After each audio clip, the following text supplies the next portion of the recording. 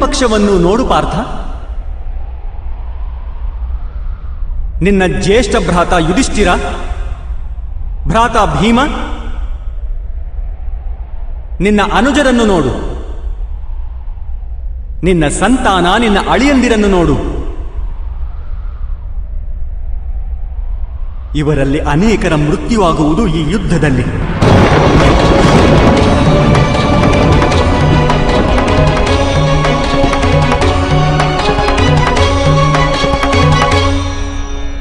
ಇವರೆಲ್ಲರ ಮೃತ್ಯುವಿನ ಸಾಧ್ಯತೆಯಿಂದ ನಿನ್ನ ಹೃದಯ ದುರ್ಬಲವಾಗುವುದಿಲ್ಲವೇ ಪಾರ್ಥ?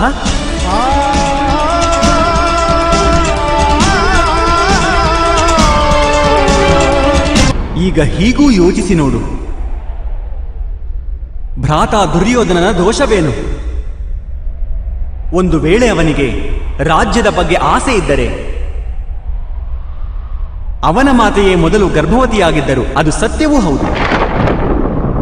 ದುಶ್ಯಾಸನ ಪಾಂಚಾಲಿಯ ವಸ್ತ್ರ ಸೆಳೆದು ಅಪಮಾನ ಮಾಡಿದ್ದಾನೆ ಎನ್ನುವುದು ಅಪರಾಧವಾದರೆ, ನೀನು ಕೂಡ ನಿನ್ನ ಜ್ಯೇಷ್ಠ ಭ್ರಾತನ ಆದೇಶ ಒಪ್ಪಿಕೊಂಡು ನಿನ್ನ ಪತ್ನಿಯ ಅಪಮಾನ ಆಗಲು ಬಿಟ್ಟಿರುವೆ. ಅದು ಅಪರಾಧವಾಗಿರಲಿಲ್ಲವೇ? ಮಹಾಮಹಿಮರು ತಮ್ಮ ಪ್ರತಿಜ್ಞೆಯನ್ನೇ ಹೆಚ್ಚು ಮಹತ್ವಪೂರ್ಣ ಎಂದುಕೊಂಡವರು, ಹಾಗೂ ತಮ್ಮ ಕುಲವಧುವಿನ ಶೀಲವನ್ನು ಕಡಿಮೆ ಮಹತ್ವಪೂರ್ಣ ಎಂದುಕೊಂಡವರು. ಅದು ಅಧರ್ಮವಲ್ಲವೇ? ಹಾಗೂ ನಿನ್ನ ಜ್ಯೇಷ್ಠ ಭ್ರಾತ ಯುಧಿಷ್ಠಿರ ತಾವು ನಂಬಿಕೊಂಡ ಧರ್ಮವನ್ನು ಪಾಲಿಸುವುದಕ್ಕೋಸ್ಕರ ದ್ಯೂತ ಸಭೆಯಲ್ಲಿ ಪಾಲ್ಗೊಂಡರು. ಅದು ಅಧರ್ಮವಾಗಿರಲಿಲ್ಲವೇ?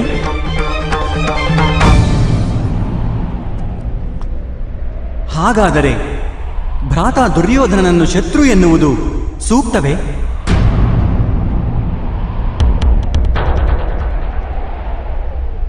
ನಿನಗೆ ನಿನ್ನ ಪಕ್ಷದಲ್ಲಿ ಧರ್ಮ ಕಾಣುತ್ತಿದೆಯೇ ಪಾರ್ಥ?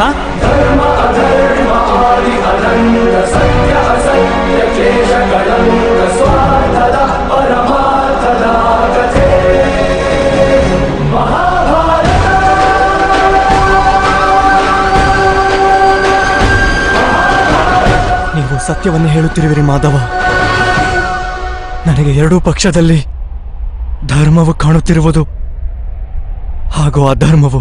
ಅರ್ಥಾತ್ ನೀನು ಯುದ್ಧದ ಅರ್ಥವನ್ನು ತಿಳಿಯಲಿಲ್ಲ ಹಾಗೂ ಧರ್ಮದ ಸ್ವರೂಪವನ್ನು ತಿಳಿಯಲಿಲ್ಲ ಪಾರ್ಥ.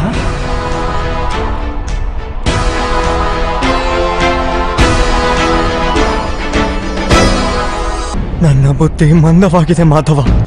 ನನ್ನ ಅಂಗಾಂಗಗಳು ಕಂಪಿಸುತ್ತಿವೆ. ನನ್ನ ಕೈಗಳಲ್ಲಿ ಶಸ್ತ್ರ ಎತ್ತಲು ಶಕ್ತಿಯೇ ಇಲ್ಲ. ನನ್ನ ಗಾಂಡಿವ ಕೈಗಳಿಂದ ಜಾರಿ ಹೋಗುತ್ತಿದೆ ಮಾಧವ. ನನಗೆ ಕೇವಲ ಭಯಾನಕ ವಿನಾಶ ಕಾಣಿಸುತ್ತಿದೆ.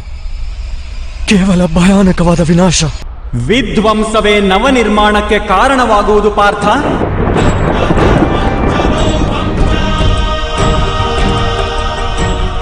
ಮರದ ಒಂದು ಶಾಖೆಯನ್ನು ಕತ್ತರಿಸಿದರೆ ಎರಡು ಶಾಖೆಗಳು ಜನ್ಮ ತಾಳುತ್ತವೆ.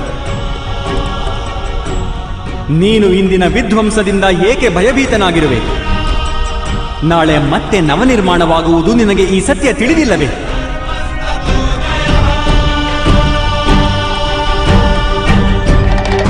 ಕ್ಲೈಬ್ಯಂ ಮಾ ಅಸ್ಮಗಂ ಪಾರ್ಥ ನೈ ತತ್ವಯೂಪಪದ್ಯತೆ. ಈ ದುರ್ಬಲತೆ ನಿನಗೆ ಶೋಭೆ ತರುವುದಿಲ್ಲ. ಯುದ್ಧ ಮಾಡುವುದು ನಿನ್ನ ಕರ್ತವ್ಯ ಪಾರ್ಥ. ಶಸ್ತ್ರ ಎತ್ತಿಕೋ.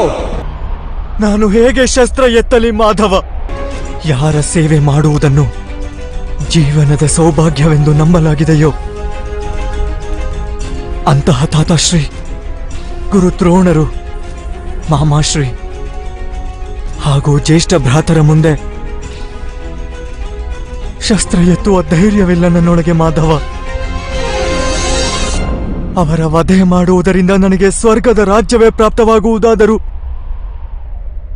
ಅದು ವ್ಯರ್ಥವೇ ಮಾಧವ, ವ್ಯರ್ಥವೇ. ಬುದ್ಧಿವಂತ ವ್ಯಕ್ತಿಯ ಹಾಗೆ ತರ್ಕ ಮಾಡುತ್ತಿರುವೆ ನೀನು. ಆದರೆ ವಾಸ್ತವವಾಗಿ ಮೂರ್ಖತನದ ಮಾತನಾಡುತ್ತಿರುವೆ ಪಾರ್ಥ.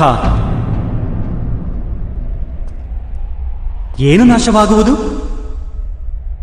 ವೃಕ್ಷದ ಕೆಲವು ಎಲೆಗಳು ಬಿದ್ದು ಹೋಗಿ ಹೊಸ ಎಲೆಗಳು ಹುಟ್ಟಬಹುದು. ಅದನ್ನು ಆನಂದ ಅಥವಾ ದುಃಖದ ಕಾರಣವೆಂದು ಹೇಳಲಾಗದು. ಎಲೆಗಳ ಹುಟ್ಟಿನ ಉದ್ದೇಶ ಹಾಗೂ ಅವುಗಳ ಜೀವನದ ಅರ್ಥ ಕೇವಲ ವೃಕ್ಷವನ್ನು ಜೀವಸಹಿತ ಇಡುವುದೇ ಆಗಿರುತ್ತದೆ. ಹಾಗೆಯೇ ಮನುಷ್ಯನ ಜನ್ಮ ಹಾಗೂ ಜೀವನದ ಕಾರಣ ವಾಸ್ತವವಾಗಿ ಸಮಾಜದ ಸುಖವೇ ಆಗಿರುತ್ತದೆ. ಸಮಾಜ ಈ ಜಗತ್ತಿಗಾಗಿ, ಈ ಇಡೀ ಜಗತ್ತು ಸೃಷ್ಟಿಗಾಗಿ ಹಾಗೂ ಈ ಸಂಪೂರ್ಣ ಸೃಷ್ಟಿಯು ಸ್ವಯಂ ಪರಮಾತ್ಮನಿಗಾಗಿ ಇರುವುದು ಪಾರ್ಥ. ಯಾರು ಈ ಸತ್ಯವನ್ನು ಅರಿಯುತ್ತಾರೋ ಅವರಿಗೆ ಧರ್ಮದ ಮಾರ್ಗ ಎಂದಿಗೂ ಸ್ಪಷ್ಟವಾಗಿ ಕಾಣಿಸುತ್ತದೆ. ಯಾವ ರೀತಿ ವರ್ಷಾ ಋತುವಿಗೂ ಮೊದಲು ಮೋಡಗಳಿಂದ ಕೂಡಿದ ಆಕಾಶವೂ ಕೂಡ ಕೊಳೆಯಾಗಿ ಕಾಣುವುದೋ ಹಾಗೂ ಧೂಳಿನಿಂದ ಕೂಡಿದ ಮಣ್ಣು ಕೂಡ ಕೊಳೆಯಾಗಿ ಕಾಣುವುದೋ ಅಂತಹುದೇ ಸ್ಥಿತಿ ಇದೆ ಎಂದು. ಆದರೆ ಮಳೆಯ ನಂತರ ಆಕಾಶ ಹಾಗೂ ಪೃಥ್ವಿ ತೊಳೆದು ಸ್ವಚ್ಛವಾಗುತ್ತವೆ. ಹಾಗೆಯೇ ಈ ಯುದ್ಧದ ನಂತರ ಸಮಾಜ ಹಾಗೂ ಜಗತ್ತು ತೊಳೆದು ಸ್ವಚ್ಛವಾಗುವುದು ಪಾರ್ಥ. ನಾನು ನಿಮ್ಮ ಮಾತನ್ನು ಕೇಳುತ್ತಿರುವೆ ಮಾಧವ, ಆದರೆ ಅವುಗಳ ಅರ್ಥ ನನ್ನ ಹೃದಯವನ್ನು ತಲುಪುತ್ತಿಲ್ಲ. ನನ್ನ ಮನಸ್ಸು ಮೋಹದಿಂದ ತುಂಬಿಕೊಂಡಿದೆ. ಹೇಗೆ ನಾನು ಧರ್ಮದ ದರ್ಶನ ಮಾಡಲಿ? ನಾನು ಮನಸ್ಸು ನನ್ನವರಿಂದ ತುಂಬಿಕೊಂಡಿದೆ. ಯಾವ ರೀತಿಯಲ್ಲಿ ಜಗತ್ತಿನ ಬಗ್ಗೆ ಯೋಚನೆ ಮಾಡಲಿ ನಾನು? ಮಾಧವ, ನೀವು ಹೇಳಿದ್ದೀರಿ, ನೀವು ನನ್ನ ರಥವನ್ನು ಸೂಕ್ತ ದಿಕ್ಕಿನಲ್ಲಿ ಕರೆದೊಯ್ಯುವೆ ಎಂದು. ನನ್ನ ಆತ್ಮದ ಸಾರಥಿಯಾಗಿ ಈ ಜೀವನ ರಥವನ್ನು ಸೂಕ್ತ ಮಾರ್ಗದಲ್ಲಿ ಕರೆದೊಯ್ಯಿರಿ.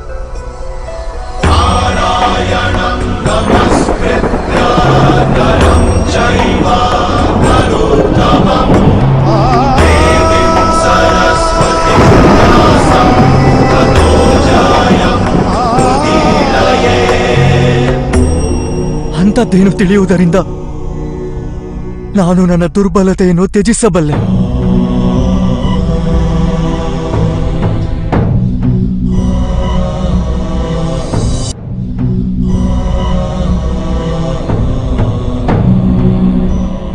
ಎದ್ದೇಳು ಪಾರ್ಥ.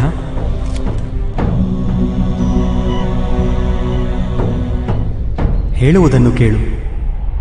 ಜೀವನದ ರಹಸ್ಯವನ್ನು ತಿಳಿದುಕೋ. ಜಗತ್ತಿನ ವಾಸ್ತವಿಕ ರೂಪವನ್ನು ಅರ್ಥ ಮಾಡಿಕೊ.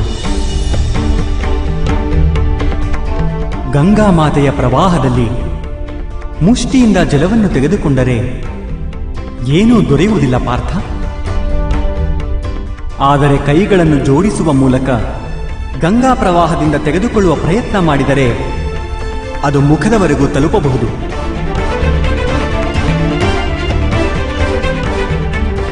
ಯೋಚಿಸಿ ನೋಡು ಪಾರ್ಥ, ಅಹಂಕಾರದ ಮುಷ್ಟಿ ಕಟ್ಟಿರುವೆಯೋ ಅಥವಾ ಸಮರ್ಪಣೆಯಿಂದ ಕೈ ಜೋಡಿಸಿರುವೆಯೋ? ಈ ಜ್ಞಾನವನ್ನು ಗ್ರಹಿಸುವ ಶಕ್ತಿ ಇದೆಯೇ ನಿನ್ನಲ್ಲಿ?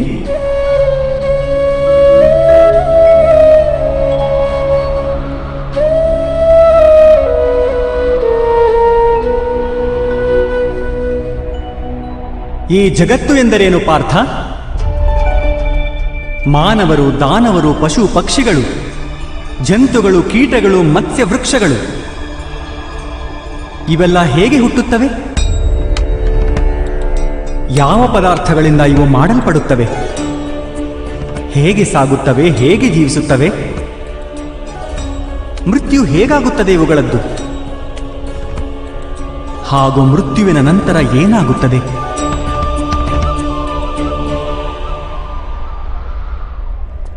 ಈ ರಹಸ್ಯದ ಬಗ್ಗೆ ಯೋಚನೆ ಮಾಡು. ಮನುಷ್ಯನ ದೇಹ ಮಣ್ಣಿಂದ ಮಾಡಲ್ಪಟ್ಟಿದೆ ಮಾಧವ.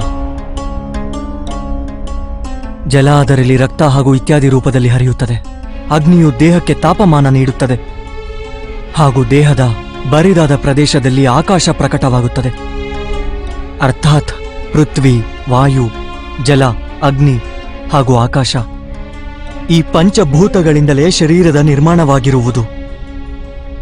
ಅರ್ಥಾತ್ ಮಹಾಮಹಿಮರು ಗುರು ದ್ರೋಣರು ಪೃಥ್ವಿ, ಜಲ, ವಾಯು, ಅಗ್ನಿ ಹಾಗೂ ಆಕಾಶಗಳಿಗಿಂತ ಹೆಚ್ಚು ಬೇರೇನೂ ಇಲ್ಲ. ಧರ್ಮಜ್ಞಾನಿಗಳು ಪಂಚಮಹಾಭೂತಗಳಿಂದಲೇ ಆಗಿದ್ದಾರೆ, ಹಾಗೂ ಅಧರ್ಮಿಗಳೂ ಕೂಡ. ಹಾಗಾದರೆ ಮೋಹ ಯಾವುದಕ್ಕೋಸ್ಕರ ಪಾರ್ಥ? ಮಣ್ಣಿಗಾಗಿಯೇ? ಆದರೆ ಮಾಧವ, ಈ ಮಣ್ಣಿನ ದೇಹದಿಂದಲೇ ಮನುಷ್ಯರು ಒಬ್ಬರನ್ನೊಬ್ಬರು ಗುರುತಿಸುವುದು. ಎಲ್ಲ ಸಂಬಂಧಗಳು ಈ ಮಣ್ಣಿನ ದೇಹದ ಜೊತೆಗೇ ಇರುತ್ತವೆ. ಇಲ್ಲ ಪಾರ್ಥ, ಒಂದು ವೇಳೆ ಅದೇ ಸತ್ಯವಾಗಿದ್ದರೆ ಮೃತ್ಯುವಿನ ನಂತರ ದೇಹವನ್ನು ನಾಶವೇಕೆ ಮಾಡಲಾಗುತ್ತದೆ? ವಾಸ್ತವವಾಗಿ ಮನುಷ್ಯನ ಪರಿಚಯವು ಅವನ ದೇಹದಿಂದಾಗುವುದಿಲ್ಲ, ಅಥವಾ ಸಂಬಂಧಗಳ ಆಧಾರವು ಅವನ ದೇಹದಿಂದಾಗುವುದಿಲ್ಲ. ಮನುಷ್ಯನ ಸ್ವಭಾವ, ಅವನ ವರ್ತನೆ ಹಾಗೂ ಕಾರ್ಯಗಳಿಂದ ಅವನ ಪರಿಚಯವಾಗುತ್ತದೆ. ಈ ಸ್ವಭಾವ, ವರ್ತನೆ ಹಾಗೂ ಕಾರ್ಯಗಳು ಹೇಗೆ ಆಗುತ್ತವೆ? ಅದನ್ನು ಅರ್ಥ ಮಾಡಿಕೋ ಪಾರ್ಥ. ಈ ಸ್ವಭಾವ, ವರ್ತನೆ ಹಾಗೂ ಕಾರ್ಯಗಳು ಹೇಗೆ ಆಗುತ್ತವೆ? ಅದನ್ನು ಅರ್ಥ ಮಾಡಿಕೋ ಪಾರ್ಥ. ಮನುಷ್ಯನ ಜೀವನ ಕೇವಲ 20 ಗೋಚರ ಹಾಗೂ ಅಗೋಚರ ಪದಾರ್ಥಗಳ ಸಂಯೋಜನೆಯಿಂದಾಗಿದೆ. ಆದರೂ ಕೂಡ ಪ್ರತಿಯೊಬ್ಬ ಮನುಷ್ಯನ ಸ್ವಭಾವ ಹಾಗೂ ಕಾರ್ಯಗಳು ಭಿನ್ನ ಭಿನ್ನವಾಗಿಯೇ ಕಾಣುತ್ತವೆ. ಅದಕ್ಕೆ ಕಾರಣವೇನೆಂದರೆ ಈ ಸೃಷ್ಟಿಯ 3 ಗುಣಗಳು: ತಮಸ್ಸು, ರಜಸ್ಸು ಹಾಗೂ ಸತ್ವ. ಈ 3 ಗುಣಗಳ ಅರ್ಥವೇನು ಮಾಧವ? ತಮಸ್ಸಿನ ಅರ್ಥ ಅಂಧಕಾರವಾಗಿದೆ. ಒಳ್ಳೆಯದು ಕೆಟ್ಟದ್ದು ಎನ್ನುವುದನ್ನು ಯೋಚಿಸದೆ ಜೀವನ ವ್ಯಯಿಸುವುದನ್ನು ತಾಮಸಿಕ ವ್ಯವಹಾರ ಎನ್ನಲಾಗುತ್ತದೆ. ಹೇಗೆ ಪಶುಪಕ್ಷಿಗಳು ಜೀವಿಸುವವೋ ಅದು ತಮ್ಮ ಶಾರೀರಿಕ ಇಚ್ಛೆಗಳನ್ನು ಪೂರ್ಣಗೊಳಿಸಲು ಮಾತ್ರ. ಸತ್ವದ ಅರ್ಥ ಜ್ಞಾನದ ಬೆಳಕು. ಯಾವಾಗ ವ್ಯಕ್ತಿಯೊಬ್ಬ ಪ್ರತಿಯೊಂದು ಪರಿಸ್ಥಿತಿಯಲ್ಲೂ ಧರ್ಮ, ಸತ್ಯ ಹಾಗೂ ಪರಂಪರೆಗಳ ಬಗೆಗೆ ಯೋಚಿಸಿ ವ್ಯವಹಾರ ಮಾಡುವನೋ ಅದನ್ನು ಸಾತ್ವಿಕ ಜೀವನ ಎನ್ನಲಾಗುತ್ತದೆ. ಈ ಇಬ್ಬರ ಮಧ್ಯದಲ್ಲಿ ಒಬ್ಬ ವ್ಯಕ್ತಿ ಇರುತ್ತಾನೆ. ಅವನ ಬಳಿ ಜ್ಞಾನವಿರುತ್ತದೆ, ಆದರೆ ಶರೀರ ಹಾಗೂ ಮನಸ್ಸಿನ ಇಚ್ಛೆಗಳ ಅನುಸಾರ ಬಂಧನಕ್ಕೊಳಗಾಗಿರುತ್ತಾನೆ.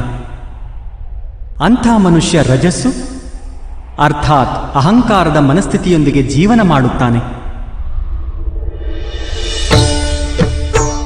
ತಮಸ್ಸು, ರಜಸ್ಸು ಹಾಗೂ ಸತ್ವಗುಣಗಳ ಹೆಚ್ಚು ಕಡಿಮೆ ಪ್ರಮಾಣದ ಸಂಯೋಜನೆಯಿಂದಲೇ ಮನುಷ್ಯನ ಸ್ವಭಾವ ನಿರ್ಮಾಣವಾಗುತ್ತದೆ.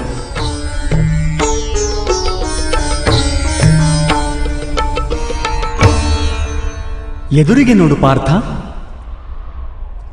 ಈ ಎಲ್ಲರಲ್ಲಿ ನಿನಗೆ ಯಾವ ಗುಣಗಳು ಕಾಣುತ್ತವೆ ಎಂದು. ಯುವರಾಜ ದುರ್ಯೋಧನನಿಗೆ ಧರ್ಮದ ಜ್ಞಾನವಿದೆ, ಆದರೆ ಪಾಲಿಸುವುದಿಲ್ಲ. ಅವನ ಜೀವನದ ಕೇಂದ್ರವೇ ಅಹಂಕಾರ, ಅರ್ಥಾತ್ ಅವನಲ್ಲಿ ತಮಸ್ಸು ಕಡಿಮೆ ಇದೆ, ರಜಸ್ಸು ಹೆಚ್ಚಾಗಿದೆ ಹಾಗೂ ಸತ್ವಗುಣ ಇಲ್ಲವೇ ಇಲ್ಲ.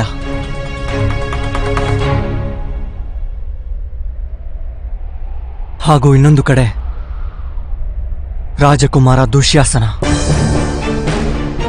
ಅವನು ಎಂದಿಗೂ ತನ್ನ ಜ್ಯೇಷ್ಠ ಭ್ರಾತನ ಆದೇಶವನ್ನು ಪಾಲಿಸಿದ್ದಾನೆ, ಯೋಚನೆ ಮಾಡದೆಯೇ. ಅರ್ಥಾತ್ ಅವನಲ್ಲಿ ಕೇವಲ ತಮಸ್ಸಿದೆ.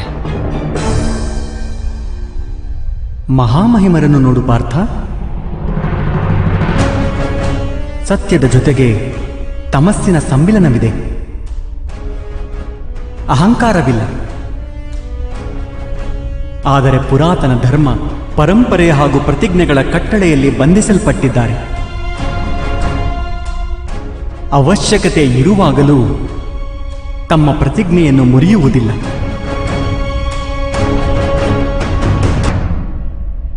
ಗುರು ದ್ರೋಣರನ್ನು ನೋಡು, ಜ್ಞಾನ ಹಾಗೂ ಅಹಂಕಾರ ಎರಡೂ ಇರುವವು.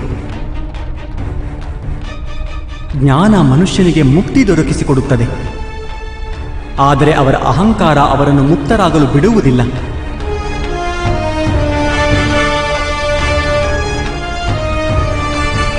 ಆದರೆ ಮಾಧವ,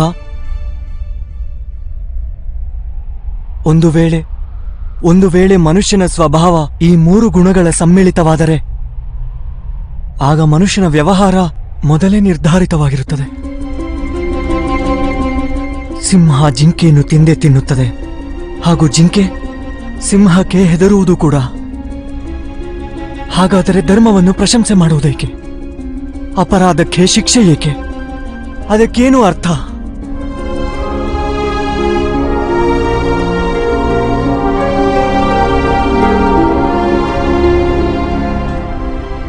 ಉತ್ತಮವಾದ ಪ್ರಶ್ನೆ ಇದು ಪಾರ್ಥ.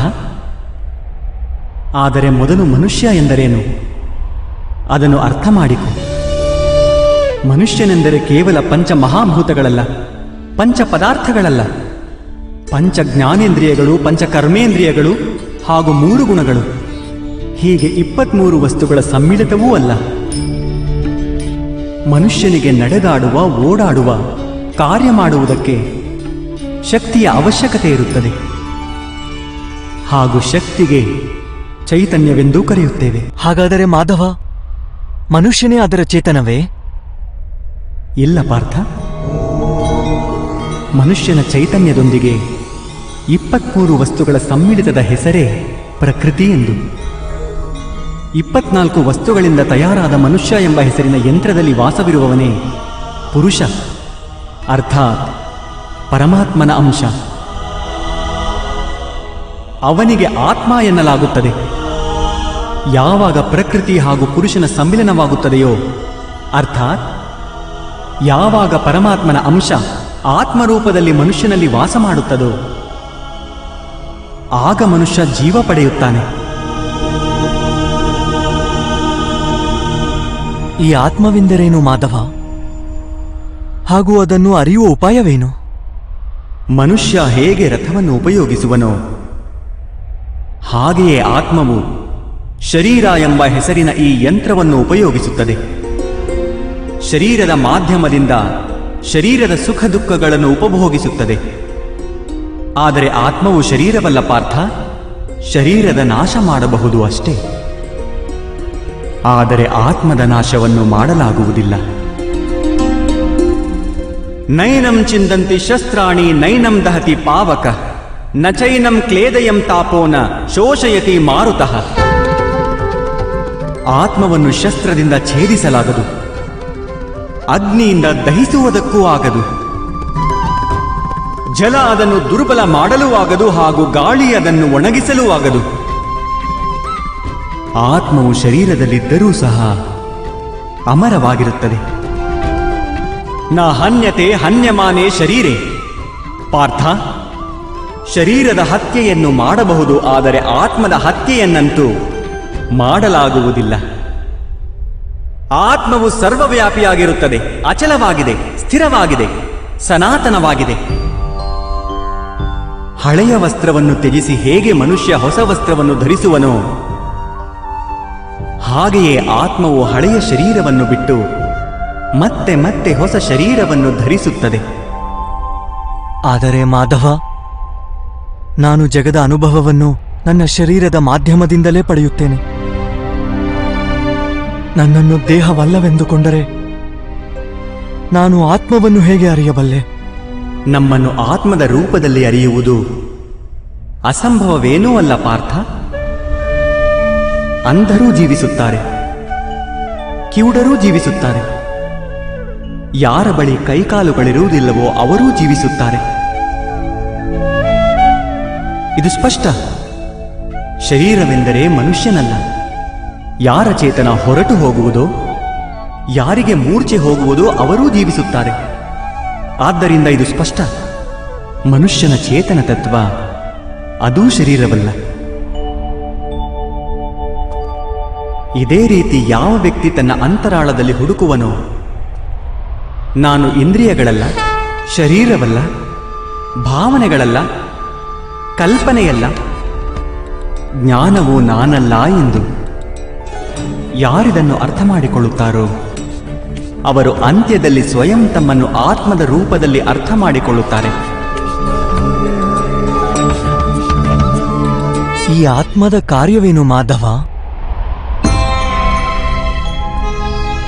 ಯಾರು ಪರಬ್ರಹ್ಮನ ಭಾಗವಾಗುವರೋ, ಪುರುಷ ಹಾಗೂ ಪ್ರಕೃತಿಯಾಗುವರೋ, ಆಗ ಪುರುಷ ಅರ್ಥಾತ್ ಪರಮಾತ್ಮನ ಅಂಶ ಆತ್ಮರೂಪದಲ್ಲಿ ಪ್ರಕೃತಿಯ ಪ್ರತಿಯೊಂದು ವಸ್ತುವಿನಲ್ಲೂ ವಾಸ ಮಾಡುವುದು.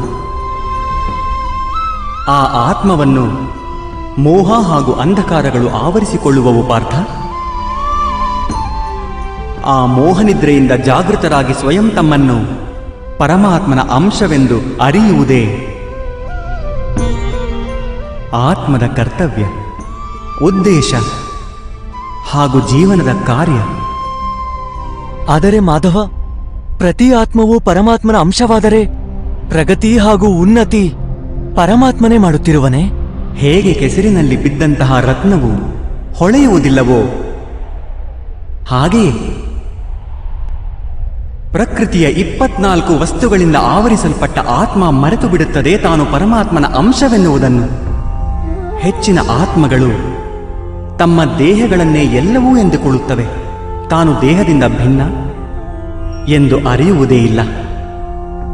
ಶರೀರಕ್ಕೆ ಯಾವ ಸುಖ, ದುಃಖ, ಸ್ವಾದ, ಗಂಧ ಇವುಗಳ ಅನುಭವವಾಗುವುದೋ ಅದನ್ನು ತನ್ನದೇ ಅನುಭವವೆಂದು ತಿಳಿಯುತ್ತದೆ. ಹಾಗೂ ಬದಲಾವಣೆಯ ಪ್ರಯತ್ನವನ್ನೇ ಮಾಡುವುದಿಲ್ಲ.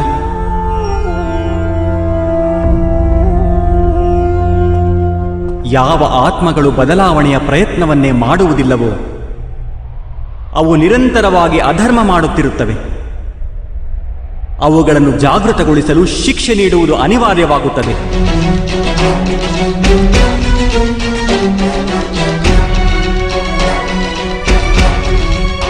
ನೀನು ಇದನ್ನು ಅರ್ಥ ಮಾಡಿಕೋ ಪಾರ್ಥ. ನೀನು ಶರೀರವಲ್ಲ, ಕೇವಲ ಒಂದು ಆತ್ಮವೆಂದು. ಈ ರಣಭೂಮಿಯಲ್ಲಿ ಕಾಣುವ ಪ್ರತಿಯೊಬ್ಬ ಯೋಧನು ಅವನೆಲ್ಲ ನೀನು ಯಾರೆಂದು ತಿಳಿದಿರುವೆಯೋ. ಕೆಲ ಸಮಯದವರೆಗೆ ಇವರೆಲ್ಲರೂ ಈ ಶರೀರಗಳಲ್ಲಿ ವಾಸ ಮಾಡುತ್ತಿರುವರು. ಇವರ ಶರೀರ ಸಾಯುತ್ತದೆ, ಆದರೆ ಇವರೆಲ್ಲರೂ ಅಮರರೇ. ಅವರು ಮತ್ತೆ ಹೊಸ ಶರೀರವನ್ನು ಧರಿಸುವರು. ಎಲ್ಲಿಯವರೆಗೂ ಸ್ವಯಂ ತಮ್ಮನ್ನು ಶುದ್ಧಾತ್ಮದ ರೂಪದಲ್ಲಿ ಅರಿಯುವುದಿಲ್ಲವೋ, ಎಲ್ಲಿಯವರೆಗೂ ಅಧರ್ಮವನ್ನು ತ್ಯಜಿಸಿ ಧರ್ಮದಲ್ಲಿ ದೃಢವಾಗುವುದಿಲ್ಲವೋ, ಅಲ್ಲಿಯವರೆಗೂ ಇವರು ಜನ್ಮ ಪಡೆಯುತ್ತಾ ಹಾಗೂ ಸಾಯುತ್ತಲೇ ಇರುವರು. ಇದೇ ಬ್ರಹ್ಮವಿದ್ಯೆಯ ಮೊದಲ ಪಾಠವಾಗಿದೆ ಪಾರ್ಥ.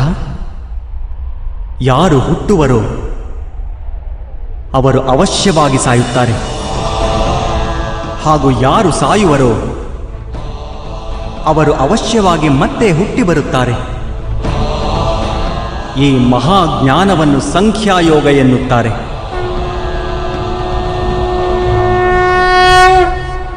ಧರ್ಮ ಹಾಗೂ ಅಧರ್ಮ ಎಂದರೇನು ಮಾಧವ? ಯಾವ ಮಾರ್ಗದ ಮೂಲಕ ಮನುಷ್ಯ ಸ್ವಯಂ ತನ್ನನ್ನೇ ಆತ್ಮದ ರೂಪದಲ್ಲಿ ನೋಡುವನೋ, ಪರಮಾತ್ಮನ ಅಂಶವಾಗಿ ಸ್ವಯಂ ತನ್ನನ್ನೇ ತಿಳಿದುಕೊಳ್ಳುವನೋ ಆ ಮಾರ್ಗಕ್ಕೆ ಧರ್ಮ ಎನ್ನುತ್ತಾರೆ.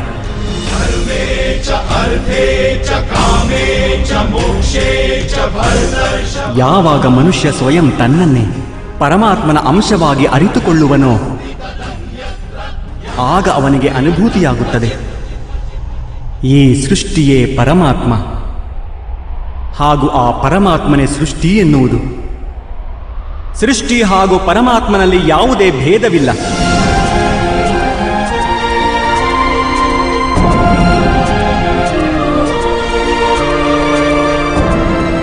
ಯಾವ ಮನುಷ್ಯ ಇದನ್ನು ಅರಿಯುವನೋ ಅವನು ಇತರ ಮನುಷ್ಯರು ಹಾಗೂ ಪ್ರಾಣಿಗಳ ವಿಷಯದಲ್ಲಿ ನಿರ್ದಯಿ ಹಾಗೂ ಕಠೋರವಾಗಿರುವುದಿಲ್ಲ. ಅವನಿಗೆ ತಿಳಿಯುತ್ತದೆ, ನಾಲಿಗೆ ಕತ್ತರಿಸಿದರೆ ನೋವು ಕೇವಲ ನಾಲಿಗೆಗೆ ಆಗುವುದಿಲ್ಲ, ಅದರ ಅನುಭೂತಿ ಸಮಗ್ರ ಶರೀರಕ್ಕೇ ಎಂದು. ಹಾಗೆಯೇ ಒಬ್ಬ ಮನುಷ್ಯನಿಗೆ ನೋವಾದರೆ ಸಮಗ್ರ ಜಗತ್ತೇ ಆ ನೋವನ್ನು ಅನುಭವಿಸುತ್ತದೆ. ಎಲ್ಲಿಯವರೆಗೂ ಈ ಜಗತ್ತಿನಲ್ಲಿ ಒಬ್ಬ ಮನುಷ್ಯನಿಗೂ ನೋವಾಗುತ್ತಿದ್ದರೆ ಅಲ್ಲಿಯವರೆಗೂ ವಾಸ್ತವವಾಗಿ ಯಾರ ಸುಖವೂ ಸಂಪೂರ್ಣವಾಗುವುದಿಲ್ಲ. ಇದನ್ನು ಅರಿತಾಗ ಮನುಷ್ಯನ ಮನಸ್ಸು ಕರುಣೆಯಿಂದ ತುಂಬಿಕೊಂಡರೆ ಅದನ್ನು ಧರ್ಮ ಎನ್ನುತ್ತಾರೆ.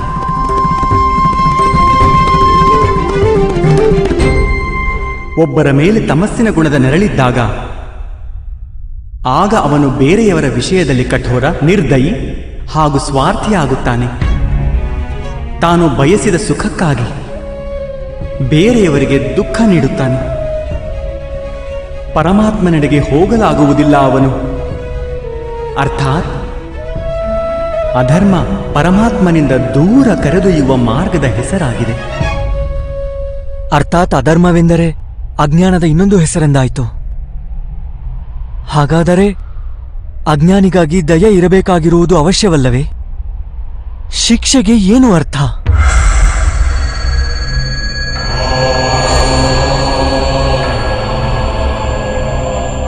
ಅಜ್ಞಾನಿ ಜ್ಞಾನದ ಬೆಲೆ ತಿಳಿದುಕೊಳ್ಳಲು ಸಿದ್ಧನಾಗದಿದ್ದರೆ, ಜ್ಞಾನದೆಡೆಗೆ ದೃಷ್ಟಿ ಹರಿಸಲು ಸಿದ್ಧನಾಗದಿದ್ದರೆ ಆಗ ಶಿಕ್ಷೆಯೇ ದಯೆಯಾಗುತ್ತದೆ.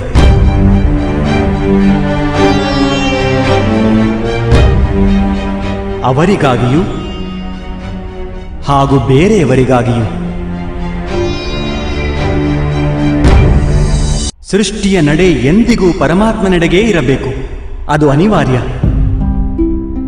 ಆದರೆ ಆಗಾಗ ಎಂಥ ಸ್ಥಿತಿ ಉದ್ಭವವಾಗುತ್ತದೆ ಎಂದರೆ ಅಜ್ಞಾನ, ಮೋಹ ಹಾಗೂ ಅಧರ್ಮ ಹೆಚ್ಚಾಗುತ್ತವೆ. ಜಗತ್ತಿನಿಂದ ಧರ್ಮ ಲುಪ್ತವಾಗುವ ಭಯ ಉದ್ಭವವಾಗುತ್ತದೆ. ಜಗತ್ತಿನಿಂದ ಯಾವಾಗ ಧರ್ಮ ಲುಪ್ತವಾಗುವುದೋ ಕರುಣೆಯು ನಾಶವಾಗುತ್ತದೆ ಹಾಗೂ ಸತ್ಯವೂ ನಾಶವಾಗುತ್ತದೆ. ಮುಂಬರುವ ಪೀಳಿಗೆಗೆ ಧರ್ಮ ಪ್ರಾಪ್ತವಾಗಬೇಕು. ಅದಕ್ಕಾಗಿ ಇಂದು ಅಧರ್ಮೀಯರ ನಾಶ ಮಾಡಿ ಧರ್ಮವನ್ನು ಪುನಃಸ್ಥಾಪನೆ ಮಾಡುವುದು ಅನಿವಾರ್ಯವಾಗಿದೆ.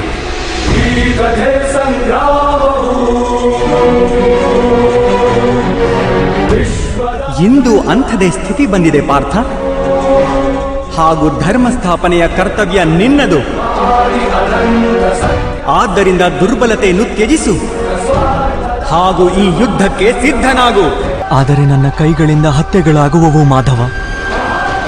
ನನ್ನಿಂದ ಯಾರದೋ ಪ್ರಾಣ ಹೋದರೆ ನನ್ನ ಅಂತರಾಳದ ಕರುಣೆ ನಾಶವಾಗುವುದಿಲ್ಲವೇ? ಹಾಗೂ ಒಂದು ವೇಳೆ ಧರ್ಮದ ಆಧಾರ ಕರುಣೆಯಾದರೆ ನನ್ನ ಆತ್ಮ ಅಧರ್ಮಿಯಾಗುವುದಿಲ್ಲವೇ?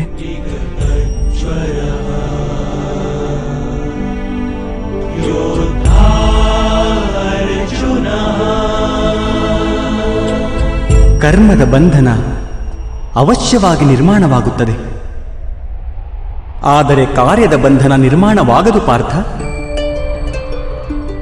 ನೀನು ಕರ್ಮ ಹಾಗೂ ಕಾರ್ಯದ ನಡುವೆ ಏನು ಭೇದವಿದೆ ಎಂದು ಅರಿಯುವುದು ಅವಶ್ಯವಾಗಿದೆ.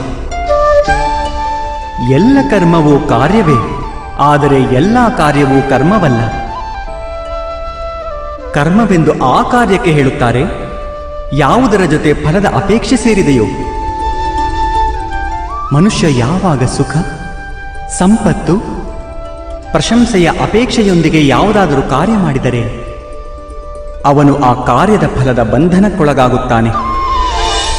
ಯಾವಾಗ ಒಂದು ಕರ್ಮವನ್ನು ಯಾವುದೇ ಅಪೇಕ್ಷೆಯೊಂದಿಗೆ ಮಾಡಿದರೆ ಅದನ್ನು ಸಕಾಮ ಕರ್ಮಯೋಗ ಎನ್ನುತ್ತಾರೆ. ಹಾಗೂ ಯಾವಾಗ ಒಂದು ಕರ್ಮವನ್ನು ಯಾವುದೇ ಫಲಾಪೇಕ್ಷೆ ಇಲ್ಲದೆ ಮಾಡಿದರೆ ಅದನ್ನು ನಿಷ್ಕಾಮ ಕರ್ಮಯೋಗ ಎನ್ನುತ್ತಾರೆ. ಇದೇ ಕಾರಣಕ್ಕೆ ಅವನು ಮತ್ತೆ ಮತ್ತೆ ಹುಟ್ಟಬೇಕಾಗುತ್ತದೆ. ಮನುಷ್ಯನನ್ನು ಯಾವುದೇ ಕರ್ಮ ಬಂಧನಕ್ಕೊಳಪಡಿಸುವುದಿಲ್ಲ. ಕರ್ಮದೊಂದಿಗೆ ಇರುವ ಅಪೇಕ್ಷೆಗಳು ಬಂಧನಕ್ಕೊಳಪಡಿಸುತ್ತವೆ. ಅದು ಹೇಗೆ ಮಾಧವ? ಒಂದು ವೇಳೆ ನಿನಗೆ ಈ ಯುದ್ಧದಲ್ಲಿ ವಿಜಯಶಾಲಿಯಾಗುವ ಅಪೇಕ್ಷೆ ಇದ್ದರೆ ಆಗ ಪರಾಜಯವಾದಲ್ಲಿ ನಿನಗೆ ತೀವ್ರ ದುಃಖವಾಗುವುದು. ಹಾಗೂ ಆ ದುಃಖ ನಿನ್ನಿಂದ ಬೇರೇನೋ ಕಾರ್ಯ ಮಾಡಿಸುವುದು. ಅದಕ್ಕಾಗಿ ನಿನಗೆ ಮತ್ತೊಂದು ಜನ್ಮ ಪಡೆಯಬೇಕಾಗುವುದು. ಹಾಗೂ ಒಂದು ವೇಳೆ ನೀನು ವಿಜಯಶಾಲಿಯಾದರೆ ನಿನ್ನ ಅಹಂಕಾರ ಹೆಚ್ಚಾಗುವುದು. ಹಾಗೂ ಆ ಅಹಂಕಾರವು ನಿನ್ನನ್ನು ವಿಶ್ವ ವಿಜಯ ಹೊಂದಲು ಪ್ರೇರೇಪಿಸುವುದು, ನಿನ್ನಿಂದ ಹತ್ಯೆ ಮಾಡಿಸುವುದು, ಹಾಗೂ ಅದರ ಪಾಪ ನಿನ್ನನ್ನು ಕಟ್ಟಿಹಾಕುವುದು. ಯೋಚಿಸಿ ನೋಡು, ಒಂದು ವೇಳೆ ನಿನಗೆ ಈ ಯುದ್ಧದಲ್ಲಿ ವಿಜಯದ ಮೋಹ, ಪರಾಜಯದ ಭಯ ಇಲ್ಲದಿದ್ದರೆ ಯುದ್ಧದ ಅಂತ್ಯದಲ್ಲಿ ನಿನಗೆ ಸುಖ ಪ್ರಾಪ್ತವಾಗುವುದೋ ಅಥವಾ ದುಃಖವೋ?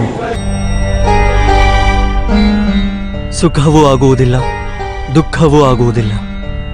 ಅರ್ಥಾತ್ ನಿನ್ನ ಸುಖ ದುಃಖ, ಹತಾಶೆ ನಿರಾಶೆ ಅಹಂಕಾರ ಯುದ್ಧದಿಂದಾಗಿ ಅಲ್ಲ. ಯುದ್ಧದಿಂದ ನೀನೆಂತಹ ಅಪೇಕ್ಷೆಗಳನ್ನು ಇಟ್ಟುಕೊಂಡಿರುವೆಯೋ ಅವುಗಳ ಕಾರಣದಿಂದಾಗಿ. ಇದು ಸತ್ಯವಲ್ಲವೇ ಪಾರ್ಥ?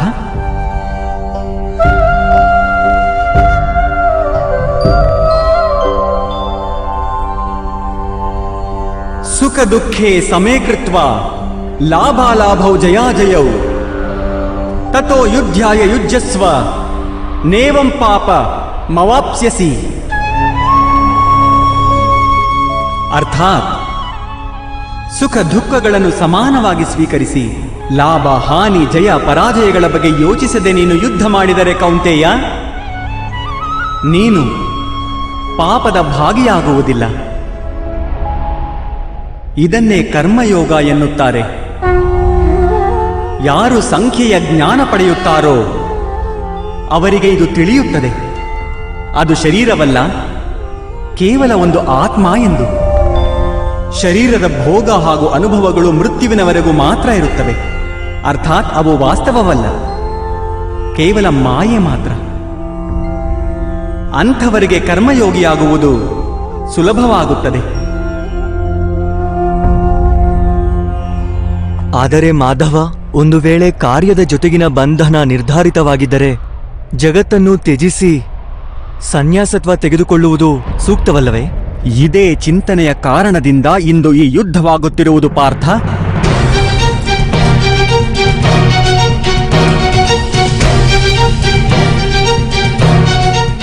ಯೋಚಿಸಿ ನೋಡು, ಯಾವಾಗ ಸತ್ವಗುಣದಿಂದ ತುಂಬಿದ ಧರ್ಮವನ್ನು ಅರಿತವರು ಕರ್ಮವನ್ನು ತ್ಯಜಿಸುವರೋ ಆಗ ಅಧರ್ಮದಿಂದ ತುಂಬಿದವರೇ ಜಗತ್ತನ್ನು ಮುನ್ನಡೆಸುತ್ತಾರೆ.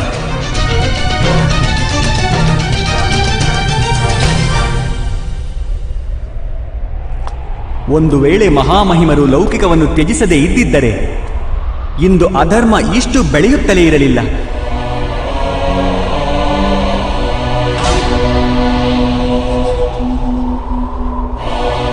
ಹಾಗೂ ನಿನ್ನ ಪಿತಾ ಸನ್ಯಾಸ ಸ್ವೀಕರಿಸದಿದ್ದರೆ ಇಂದು ಭ್ರಾತ ಯುಧಿಷ್ಠಿರ ಸುಖವಾಗಿ ರಾಜ್ಯವಾಳುತ್ತಿದ್ದರು.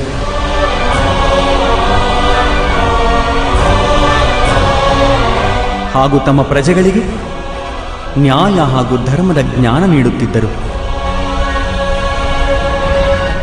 ಆದರೆ ದುಃಖದ ವಿಷಯವೇನೆಂದರೆ ಪಾರ್ಥ, ಸತ್ವಗುಣದಿಂದ ತುಂಬಿದ ಮನುಷ್ಯರೇ ಜಗತ್ತಿಗೆ ಲಾಭ ಮಾಡಿಕೊಡಬಲ್ಲರು. ಅಂಥವರೇ ಸನ್ಯಾಸದ ಬಗ್ಗೆ ಯೋಚನೆ ಮಾಡುತ್ತಾರೆ. ಹೇಗೆ ಜಲ ಆವಿಯಾಗಿ ಹಾರಿ ಹೋಗುತ್ತದೆಯೋ ಹಾಗೂ ತ್ಯಾಜ್ಯ ಅಲ್ಲೇ ಬಿದ್ದಿರುತ್ತದೆಯೋ ಹಾಗೆಯೇ ಸತ್ವಗುಣದಿಂದ ತುಂಬಿದ ಸಜ್ಜನರು ಜಗತ್ತನ್ನು ತ್ಯಜಿಸಿ ಬಿಡುತ್ತಾರೆ. ಹಾಗೂ ತಮಸ್ಸಿನಿಂದ ಕೂಡಿದ ಅಧರ್ಮಿಗಳು ಜಗತ್ತಿನಲ್ಲಿ ಕಾರ್ಯ ಮಾಡುತ್ತಾರೆ. ಇದೇ ಕಾರಣದಿಂದ ಜಗತ್ತಿನಲ್ಲಿ ಪಾಪ ಹಾಗೂ ಅಧರ್ಮ ಹೆಚ್ಚಾಗುತ್ತದೆ.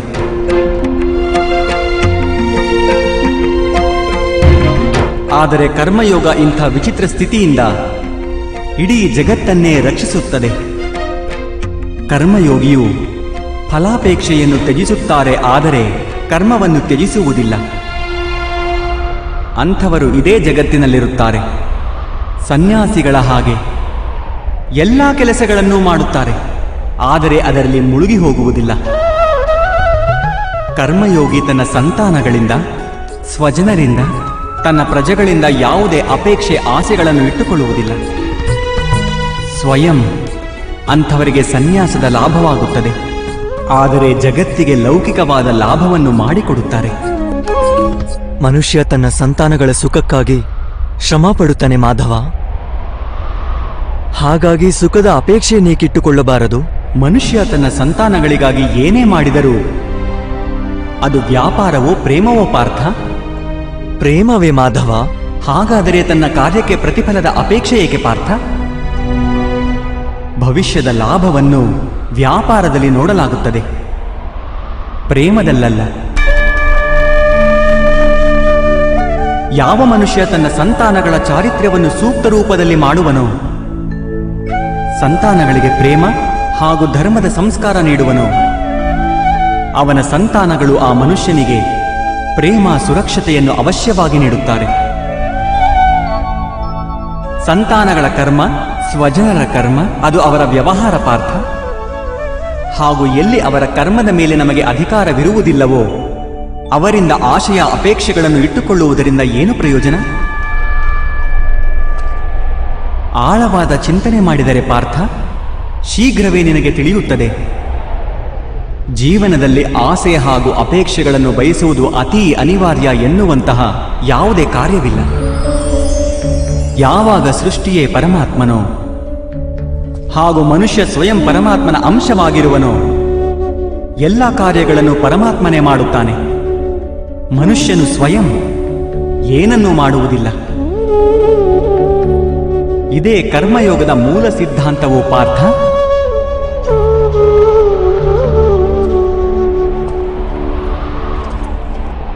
ನೀನು ಕರ್ಮಯೋಗಿಯಾಗಿ ಈ ಯುದ್ಧ ಮಾಡುವುದು ಅವಶ್ಯ ಪಾರ್ಥ. ತ್ರೈಗುಣ್ಯ ವಿಷಯ ವೇದ ನಿಸ್ತ್ರೈಗುಣ್ಯೋ ಭವ ಅರ್ಜುನ. ನಿರ್ದ್ವಂದ್ವೋ ನಿತ್ಯ ಸತ್ಪಸ್ಥೋ ನಿರ್ಯೋಗಕ್ಷೇಮ ಆತ್ಮವಾನ್. ಮೂರು ಗುಣಗಳನ್ನು ತ್ಯಾಗ ಮಾಡಿ ನಿರ್ಗುಣನಾಗು ಪಾರ್ಥ. ಈ ದ್ವಂದ್ವದಿಂದ ಮುಕ್ತನಾಗು. ಎಂದಿಗೂ ಸತ್ವ ಅರ್ಥಾತ್ ಪರಮಾತ್ಮನಲ್ಲಿ ಬುದ್ಧಿವಂತಿಕೆಯಿಂದ ಕರ್ತವ್ಯವನ್ನು ಪಾಲನೆ ಮಾಡುತ್ತಿರು. ಏನಾದರೂ ಪ್ರಾಪ್ತಿ ಹೊಂದುವ ಇಚ್ಛೆಯನ್ನು ಹಾಗೂ ಪ್ರಾಪ್ತಿ ಹೊಂದಿದ್ದನ್ನು ರಕ್ಷಿಸುವಂತಹ ಚಿಂತನೆಯನ್ನು ತ್ಯಜಿಸಿಬಿಡು ಪಾರ್ಥ. ಹಾಗೂ ನಿನ್ನ ಆತ್ಮವನ್ನು ಸ್ವತಂತ್ರಗೊಳಿಸು.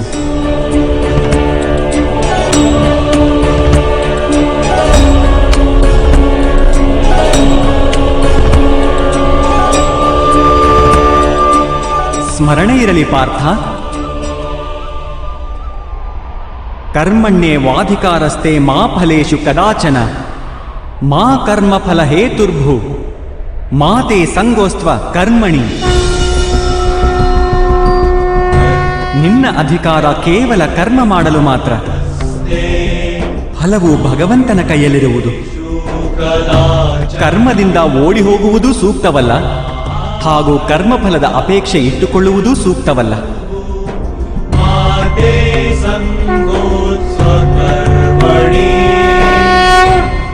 ಅಂದರೆ ಫಲವನ್ನು ತ್ಯಜಿಸಬೇಕು, ಆದರೆ ಕರ್ಮವನ್ನು ತ್ಯಜಿಸಬಾರದು. ಅಂತಹ ಕರ್ಮಯೋಗಿಯನ್ನು ಗುರುತಿಸುವುದು ಹೇಗೆ ಮಾಧವ? ವಿಷಯ ವಿನಿವರ್ತಂತೆ ನಿರಹಾರಸ್ಯ ದೇಹಿನಃ ರಸವರ್ಜಂ ರಸೋಪ್ಯಸ್ಯ ಪರಂ ದೃಷ್ಟ್ಯಾ ನಿವರ್ತತೆ.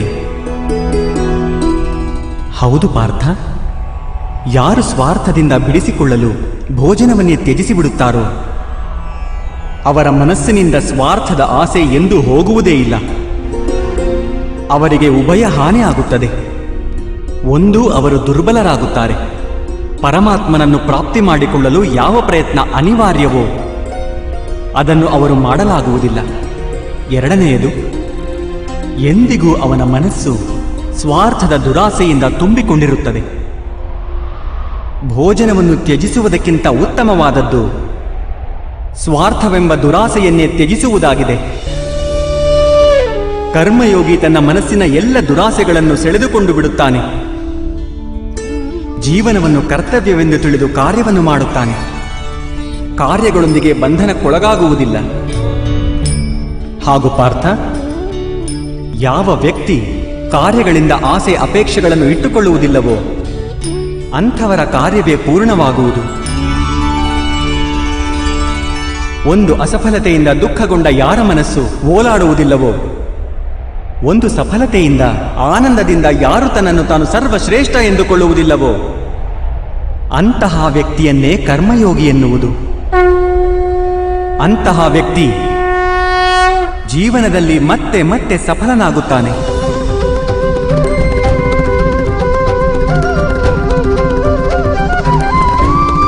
ಧ್ಯಾಯತೋ ವಿಷಯಾನ್ ಪುಂಸ ಸಂಘಸ್ಥೇಷೂಪಜಾಯತೆ ಸಂಗಾತ್ ಸಂಜಾಯತೆ ಕಾಮ ಕಾಮಾತ್ ಕ್ರೋಧೋಭಿಜಾಯತೆ. ಕ್ರೋಧಾತ್ ಭವತಿ ಸಮ್ಮೋಹ, ಸಮ್ಮೋಹಾತ್ ಸ್ಮೃತಿ ವಿಭ್ರಮ, ಸ್ಮೃತಿ ಭ್ರಂಶಾತ್ ಬುದ್ಧಿನಾಶೋ, ಬುದ್ಧಿನಾಶಾತ್ ಪ್ರಣಶ್ಯತಿ. ಅಪೇಕ್ಷೆಯಿಂದ ಬಯಕೆ ಪ್ರಕಟವಾಗುತ್ತದೆ, ಹಾಗೂ ಬಯಕೆಯ ಸ್ವಭಾವವೇ ಅಸಂತುಷ್ಟವಾಗಿರುವುದು. ಅಸಂತೋಷದಿಂದ ಕ್ರೋಧ ಉತ್ಪನ್ನವಾಗುವುದು, ಹಾಗೂ ಕ್ರೋಧದಿಂದ ಮೋಹ ಹುಟ್ಟುವುದು. ಮೋಹದಿಂದಾಗಿ ವ್ಯಕ್ತಿಯು ಆಚಾರ ಹಾಗೂ ವ್ಯವಹಾರಗಳ ಜ್ಞಾನವನ್ನೇ ಮರೆತು ಬಿಡುತ್ತಾನೆ. ಜ್ಞಾನ ಕಳೆದುಕೊಳ್ಳುವುದರಿಂದ ಬುದ್ಧಿ ಕಳೆದುಕೊಳ್ಳುತ್ತಾನೆ. ಅನುಚಿತವಾದ ಕಾರ್ಯಗಳು ಆಗತೊಡಗುತ್ತವೆ, ಹಾಗೂ ಸಮಾಜವು ಅಂಥ ವ್ಯಕ್ತಿಯ ಶತ್ರುವಾಗಿ ಬಿಡುತ್ತದೆ. ಹಾಗೂ ಅಂತ್ಯದಲ್ಲಿ ಅಂಥ ಮನುಷ್ಯನ ಸಂಪೂರ್ಣ ಪತನವಾಗಿ ಬಿಡುತ್ತದೆ. ಹೇಗೆ ಭ್ರಾತ ದುರ್ಯೋಧನನಿಗೆ ಅವನ ಸೇನಾಧಿಪತಿ ಮಹಾಮಹಿಮರೇ ಅವನ ಶತ್ರುವಾಗಿದ್ದರೂ ನಿನಗೆ ವಿಜಯದ ಆಶೀರ್ವಾದ ನೀಡಿದ ಹಾಗಿತ್ತು.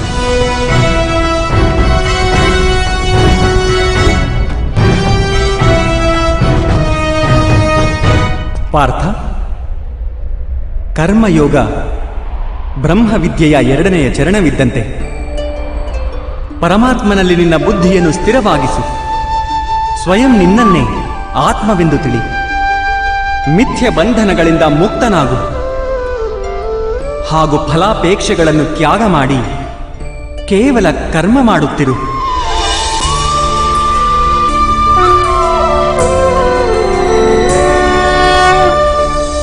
ನನ್ನ ಬುದ್ಧಿಯನ್ನು ಪರಮಾತ್ಮನಲ್ಲಿ ಸ್ಥಿರಗೊಳಿಸಿ ಕರ್ಮಯೋಗಿ ಆಗುವುದಕ್ಕೆ ಯಾವ ಮಾರ್ಗವಿದೆ ಮಾಧವ?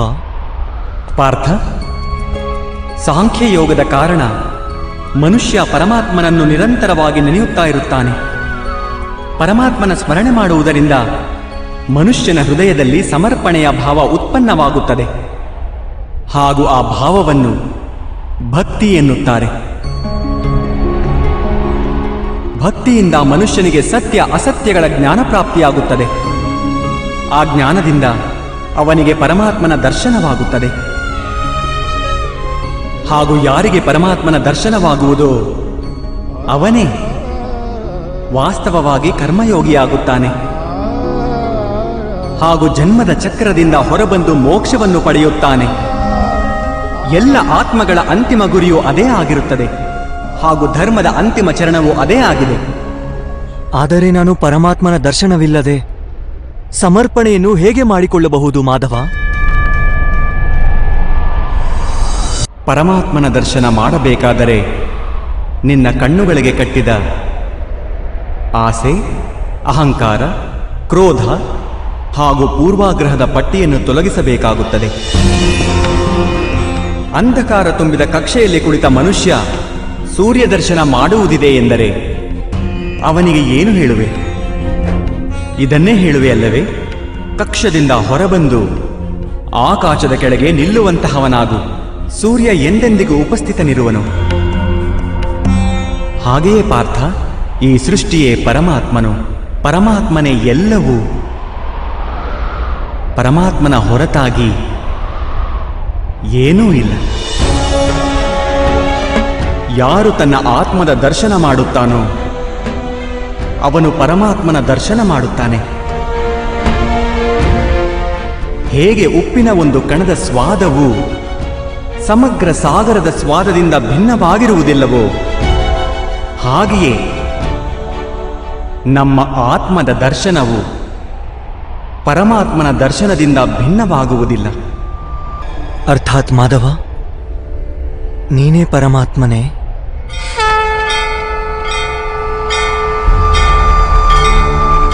ಹೌದು ಪಾರ್ಥ, ನಾನು ಪರಮಾತ್ಮನು. ಹೇಗೆ ನೀನು ಪರಮಾತ್ಮನೋ ಹಾಗೆಯೇ ಕೇವಲ ನೀನಿನ್ನೂ ಜಾಗೃತನಾಗಿಲ್ಲ ಅಷ್ಟೇ. ನಾನಿದನ್ನು ತಿಳಿದುಕೊಂಡಿದ್ದೇನೆ. ಧರ್ಮಸ್ಯ ತದಾತ್ಮಾನಂ ಸೃಜಾಮ್ಯಹಂ. ಹಾಗಾದರೆ ಮಾಧವ, ನಿಮ್ಮ ಮೇಲಿನ ಸಮರ್ಪಣೆಯು ದೇವರ ಮೇಲಿನ ಸಮರ್ಪಣೆ ಯಾಕಾಗುವುದಿಲ್ಲ? ಅವಶ್ಯವಾಗಿ.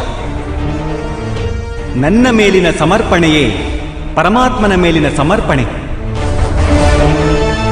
ಸರ್ವಧರ್ಮಾನ್ ಪರಿತ್ಯಜ್ಯ ಮಾಮೇಕ ಶರಣಂ ವ್ರಜ. ಇಡೀ ಜಗತ್ತನ್ನೇ ತ್ಯಜಿಸಿ ನನ್ನಲ್ಲಿ ಶರಣಾಗು ಪಾರ್ಥ. ಯದಾ ಯದಾ ಹಿ ಧರ್ಮಸ್ಯ ನಾನೇ ಜಗತ್ತು, ನಾನೇ ಜಗತ್ತಿನ ಪ್ರತಿ ಕಣವು, ನಾನೇ ಸೂರ್ಯನು ಹಾಗೂ ನಾನೇ ಚಂದ್ರನು, ನಾನೇ ನಕ್ಷತ್ರವು ಹಾಗೂ ನಾನೇ ಎಲ್ಲಾ ಗ್ರಹಗಳು. ನಾನು ಸೂರ್ಯನಿಗಿಂತ ಹೆಚ್ಚು ಪುರಾತನನು, ಯಾವುದೇ ವೃಕ್ಷದಲ್ಲಿ ಅರಳಿದ ಮೊಗ್ಗಿಗಿಂತ ನವೀನನು. ನಾನೇ ಎಲ್ಲ ಮನುಷ್ಯರು, ನಾನೇ ಸ್ವರ್ಗ ಹಾಗೂ ನರಕಗಳನ್ನು ಹಿಡಿದಿಟ್ಟುಕೊಂಡಿರುವ ಶಕ್ತಿಯು, ನಾನೇ ದುರ್ಯೋಧನನು ಹಾಗೂ ನಾನೇ ಅರ್ಜುನನೂ ಆಗಿದ್ದೇನೆ.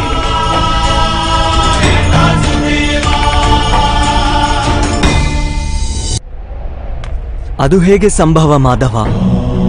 ನಿಮ್ಮ ಜನ್ಮವನ್ನು ಬಹಳರು ತಮ್ಮ ಜೀವನ ಕಾಲದಲ್ಲಿಯೇ ನೋಡಿದ್ದಾರೆ. ನಿಮ್ಮ ಮಾತೆ ಈಗಲೂ ಜೀವಿತವಾಗಿದ್ದಾರೆ. ಯಾರ ಗರ್ಭದಿಂದ ನೀವು ಜನ್ಮ ಪಡೆದಿರುವಿರೋ, ನೀವು ಪುರಾತನ ಹಾಗೂ ಅವಿನಾಶಿ ಹೇಗಾಗಲು ಸಾಧ್ಯ? ನೀನು ಶರೀರವನ್ನು ನೋಡುತ್ತಿರುವೆ, ಹಾಗೂ ನಾನು ಆತ್ಮದ ಬಗ್ಗೆ ಹೇಳುತ್ತಿರುವೆ. ನಾನು ಅನೇಕ ಜನ್ಮವೆತ್ತಿರುವೆ ಪಾರ್ಥ. ನಾನು ಅನೇಕ ಅವತಾರಗಳನ್ನು ಧರಿಸಿದ್ದೇನೆ,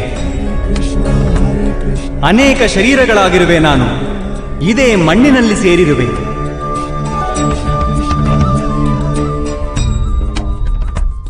ನಾನು ಮುಂದೆಯೂ ಮತ್ತೆ ಮತ್ತೆ ಜನ್ಮ ತಾಳುತ್ತೇನೆ.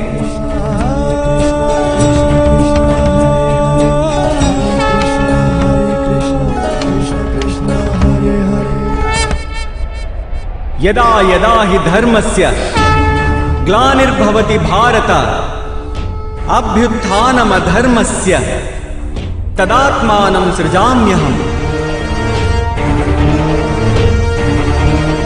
ಪರಿತ್ರಾಣಾಯ ಸಾಧೂನಾಂ ವಿನಾಶಾಯ ಚ ದುಷ್ಕೃತಾಂ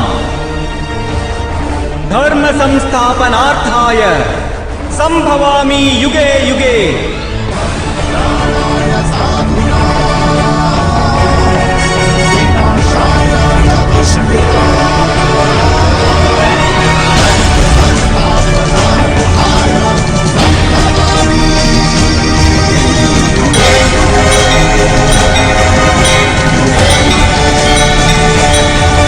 ಯಾವಾಗ ಧರ್ಮದ ಅವನತಿಯಾಗುವುದೋ, ಯಾವಾಗ ಅಧರ್ಮದಲ್ಲಿ ಉನ್ನತಿಯಾಗುವುದೋ, ಆಗೆಲ್ಲ ಸತ್ಪುರುಷರ ಉದ್ಧಾರಕ್ಕಾಗಿ, ಅಧರ್ಮೀಯರ ವಿನಾಶಕ್ಕಾಗಿ, ಧರ್ಮದ ಪುನಃಸ್ಥಾಪನೆಗಾಗಿ ನಾನು ಮತ್ತೆ ಮತ್ತೆ ಜನ್ಮ ತಾಳುತ್ತೇನೆ.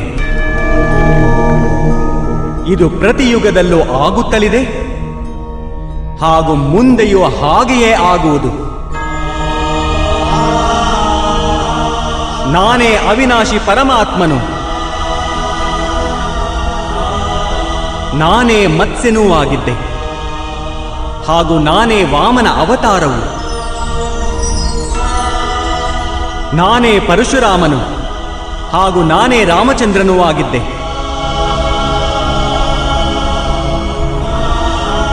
ನಾನೇ ಬ್ರಹ್ಮ, ವಿಷ್ಣು ಹಾಗೂ ಮಹೇಶ್ವರನು ಹಾಗೂ ನಾನೇ ಸರಸ್ವತಿ, ಕಾಳಿ ಹಾಗೂ ಲಕ್ಷ್ಮಿಯೂ ಕೂಡ.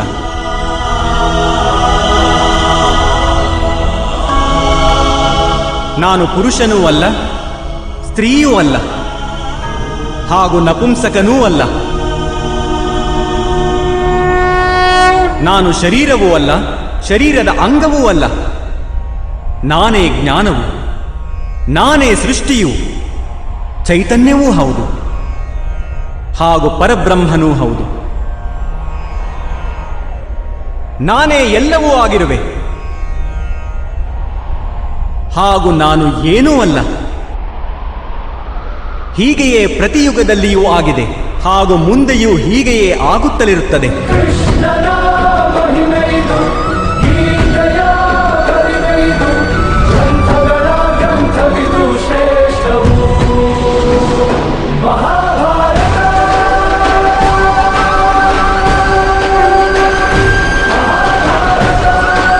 ಯಾವಾಗ ಆತ್ಮಜ್ಞಾನವನ್ನು ಪ್ರಾಪ್ತಿ ಮಾಡಿಕೊಳ್ಳುವಿಯೋ ಸ್ವಯಂ ನೀನು ನಿನ್ನೊಂದಿಗೆ ಇರುವುದು ತಿಳಿಯುವುದು.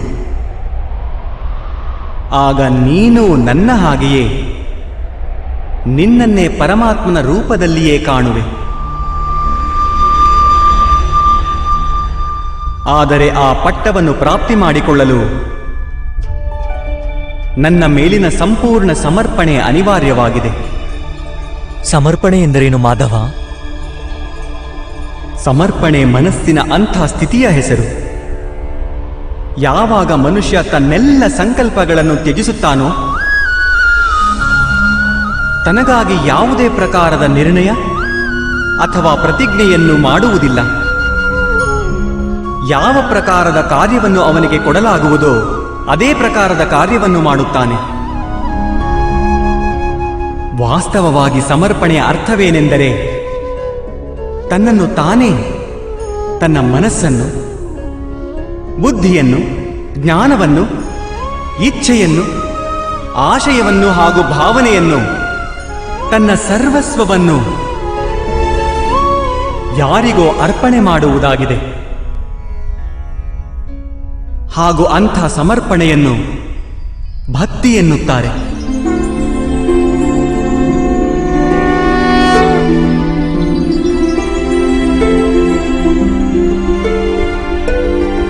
ಪತ್ನಿಯ ಸಮರ್ಪಣೆ ಪತಿಗಾಗಿ ಇರುತ್ತದೆ. ಯೋಧನ ಸಮರ್ಪಣೆ ಸೇನಾಧಿಪತಿಗಾಗಿರುತ್ತದೆ. ಒಬ್ಬ ಶಿಷ್ಯನ ಹೃದಯದಲ್ಲಿ ಗುರು ಭಕ್ತಿ ಇರುತ್ತದೆ. ಇವೆಲ್ಲ ಭಕ್ತಿಗಳು ಒಂದೇ ಸಮವೇ? ಇವರೆಲ್ಲರಿಗೂ ದೇವರು ಪ್ರಾಪ್ತವಾಗುವನೇ? ಇಲ್ಲ ಪಾರ್ಥ. ಮನುಷ್ಯ ಯಾರಿಗಾಗಿ ಸಮರ್ಪಿತನಾಗಿರುವನೋ ಅವನ ಸ್ವರೂಪವಾಗಿಯೇ ಕಾಣತೊಡಗುತ್ತಾನೆ. ಅವನ ಮನಸ್ಸಿನಲ್ಲಿ ಯಾವುದೇ ಸಂದೇಹ, ಯಾವುದೇ ಪ್ರಶ್ನೆ ಜನ್ಮ ತಾಳುವುದಿಲ್ಲ. ಒಬ್ಬ ದುಷ್ಟನಿಗೆ ಮಾಡುವ ಸಮರ್ಪಣೆಯು ಆ ಮನುಷ್ಯನ ಕಾರ್ಯವನ್ನು ಭ್ರಷ್ಟಗೊಳಿಸುತ್ತದೆ.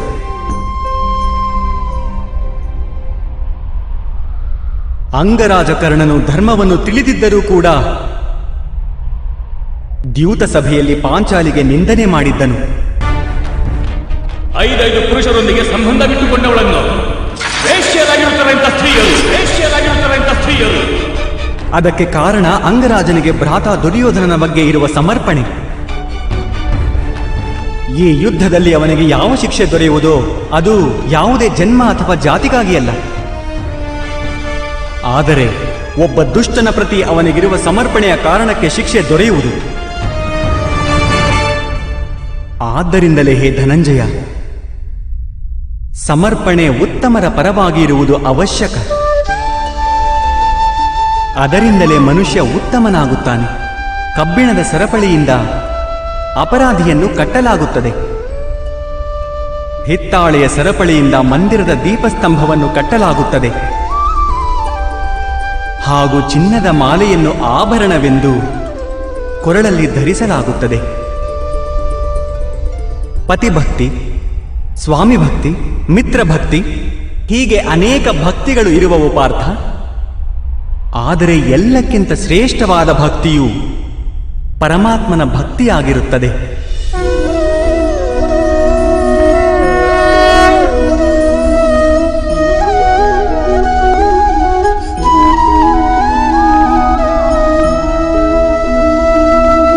ಪರಮಾತ್ಮನ ಭಕ್ತಿಗೆ ಸಾಂಖ್ಯ ಅಥವಾ ಕರ್ಮಯೋಗದೊಂದಿಗೆ ಏನು ಸಂಬಂಧವಿದೆ? ಸಾಂಖ್ಯ ಯೋಗದಿಂದ ಮನುಷ್ಯ ತನ್ನನ್ನು ಆತ್ಮಸ್ವರೂಪಿಯಾಗಿ ತಿಳಿದುಕೊಳ್ಳುತ್ತಾನೆ. ಕರ್ಮಯೋಗದಿಂದ ಅವನು ಜೀವನದ ಬಂಧನದಿಂದ ಕಳಚಿಕೊಳ್ಳುತ್ತಾನೆ. ಹಾಗೆಯೂ ಭಕ್ತಿಯ ಕಾರಣದಿಂದ ಮನುಷ್ಯನಿಗೆ ಪರಮಾತ್ಮನ ವಾಸ್ತವಿಕ ರೂಪದ ಜ್ಞಾನ ದೊರೆಯುತ್ತದೆ. ಪರಮಾತ್ಮನ ಜ್ಞಾನದಿಂದ ಮನುಷ್ಯನು ಜನ್ಮ ಮರಣದ ಚಕ್ರಗಳಿಂದ ಕಳಚಿಕೊಂಡು ಸಚ್ಚಿದಾನಂದ ಸ್ವರೂಪವನ್ನು ಪ್ರಾಪ್ತಿ ಹೊಂದುತ್ತಾನೆ. ಪರಮಾತ್ಮನಲ್ಲಿ ಒಂದಾಗಿ ಸ್ವಯಂ ಪರಮಾತ್ಮನಾಗುತ್ತಾನೆ. ಹೇಗೆ ನೀರಿನ ಚಿಕ್ಕ ಹನಿಯೂ ಕೂಡ ಸಾಗರವನ್ನು ಸೇರಿದಾಗ ಸ್ವಯಂ ಸಾಗರವೇ ಆಗುವುದೋ ಹಾಗೆ. ಅರ್ಥಾತ್ ಈ ಶರೀರಕ್ಕೆ ಯಾವುದೇ ಮಹತ್ವವೇ ಇಲ್ಲವೇ ಮಾಧವ? ಅವಶ್ಯವಾಗಿ ಮಹತ್ವವಿದೆ ಪಾರ್ಥ. ಶರೀರದ ಮಾಧ್ಯಮದಿಂದಲೇ ಮನುಷ್ಯನಿಗೆ ಪರಮಾತ್ಮನ ಸಾಕ್ಷಾತ್ಕಾರವಾಗುತ್ತದೆ. ಮೃತ್ಯು ಹಾಗೂ ಹೊಸ ಜನ್ಮದ ಮಧ್ಯದ ಸಮಯದಲ್ಲಿ ಆತ್ಮಜ್ಞಾನದಲ್ಲಿ ವೃದ್ಧಿಯಾಗಲಾರದು. ಈ ಜನ್ಮದಲ್ಲಿ ದೊರೆತ ಅನುಭವ, ಜ್ಞಾನ, ಚಿಂತನೆ ಹಾಗೂ ಅಭ್ಯಾಸವನ್ನು ತೆಗೆದುಕೊಂಡೇ ಆತ್ಮವು ಹೊಸ ಶರೀರವನ್ನು ಪಡೆಯುತ್ತದೆ. ಆತ್ಮದ ಪ್ರಗತಿ ಹಾಗೂ ಅಧೋಗತಿ ಶರೀರದಲ್ಲಿದ್ದರೆ ಮಾತ್ರ ಸಂಭವವಾಗುವುದು.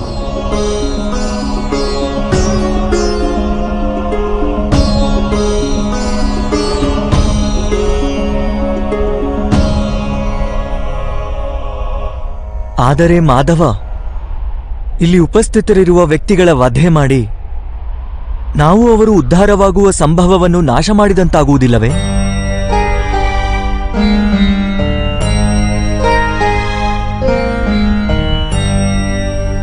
ನಿನ್ನ ಶತ್ರುಗಳು ಧರ್ಮದ ಮಿತಿಯನ್ನು ಮೀರಿಬಿಟ್ಟಿರುವರು ಪಾರ್ಥ.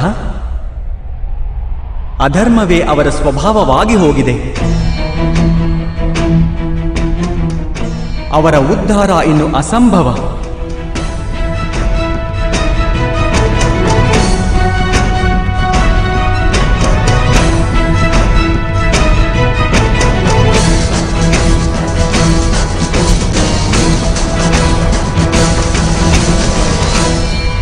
ಅಪರಾಧಿಗೆ ಒಂದು ಮಿತಿಯವರೆಗೆ ಮಾತ್ರ ಉದ್ಧಾರದ ಅವಕಾಶವನ್ನು ಕೊಡಬಹುದು.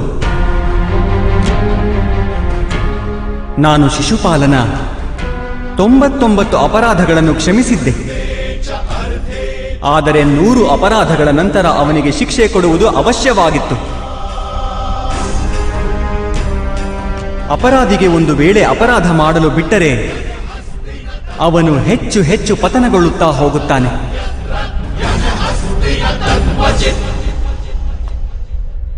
ಅವನು ಅಧರ್ಮ ಮಾಡದಂತೆ ತಡೆಯುವುದರಲ್ಲಿಯೇ ಕರುಣೆ ಇದೆ ಪಾರ್ಥ.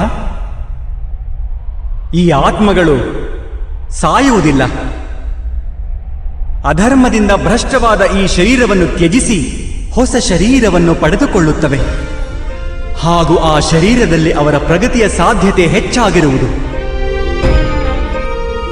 ಈ ಚಿಂತನೆಯಿಂದ ನೀನು ಯುದ್ಧ ಮಾಡಿದರೆ ಅದೇ ಯೋಗ್ಯವಾದುದು. ಮನುಷ್ಯನ ಶರೀರ ಅವನ ಸಂಪತ್ತೂ ಹೌದು ಹಾಗೂ ಮಿತಿಯೂ ಹೌದು. ಧರ್ಮ ಮಾರ್ಗದಲ್ಲಿ ಪ್ರಯಾಣ ಬೆಳೆಸುವ ಮನುಷ್ಯನು ತನ್ನ ಶರೀರವನ್ನು ಶುದ್ಧಗೊಳಿಸಿಕೊಳ್ಳುತ್ತಾನೆ ಹಾಗೂ ಆ ಮೂಲಕ ಆತ್ಮದ ಸಾಕ್ಷಾತ್ಕಾರ ಮಾಡಿಕೊಳ್ಳುತ್ತಾನೆ. ಇದನ್ನೇ ಕ್ಷೇತ್ರಜ್ಞ ಸಂಬಂಧವೆಂದು ಕರೆಯಲಾಗಿದೆ. ನನಗೆ ಇದರ ಅರ್ಥ ತಿಳಿಯಲಿಲ್ಲ ಮಾಧವ. ಯಾವಾಗ ಮನುಷ್ಯನಿಗೆ ತಿಳಿಯುವುದು ತನ್ನ ಶರೀರವು ಭೂಮಿಯ ಒಂದು ಭಾಗ ಎಂದು, ಅರ್ಥಾತ್ ಕ್ಷೇತ್ರವೆಂದು, ಹಾಗೂ ಆ ಶರೀರದಲ್ಲಿ ವಾಸಿಸುವವನು ಆ ಶರೀರವನ್ನು ತಿಳಿಯುವವನು ಅರ್ಥಾತ್ ಕ್ಷೇತ್ರಜ್ಞನಾಗುತ್ತಾನೆ. ಆಗ ಅವನು ಆ ಶರೀರದ ಮೂಲಕ ತನ್ನ ಪ್ರಗತಿಯನ್ನು ಸಾಧಿಸುತ್ತಾನೆ. ಆತ್ಮವು ಶರೀರದಲ್ಲಿದ್ದುಕೊಂಡು 3 ಗುಣಗಳ ಸಮತೋಲನ ಮಾಡುತ್ತದೆ. ತಮಸ್ಸನ್ನು ಕಡಿಮೆ ಮಾಡಿ ಸತ್ವವನ್ನು ಹೆಚ್ಚಿಸಿಕೊಳ್ಳುವ ಉಪಾಯ ಹುಡುಕುತ್ತದೆ ಹಾಗೂ ಭಗವಂತನ ಭಕ್ತಿಯ ಮೂಲಕ ಆ ಪರಮಾತ್ಮನೊಂದಿಗೆ ಐಕ್ಯವಾಗುತ್ತದೆ. ಇದನ್ನು ಹೇಗೆ ಮಾಡಲಾಗುವುದು ಮಾಧವ?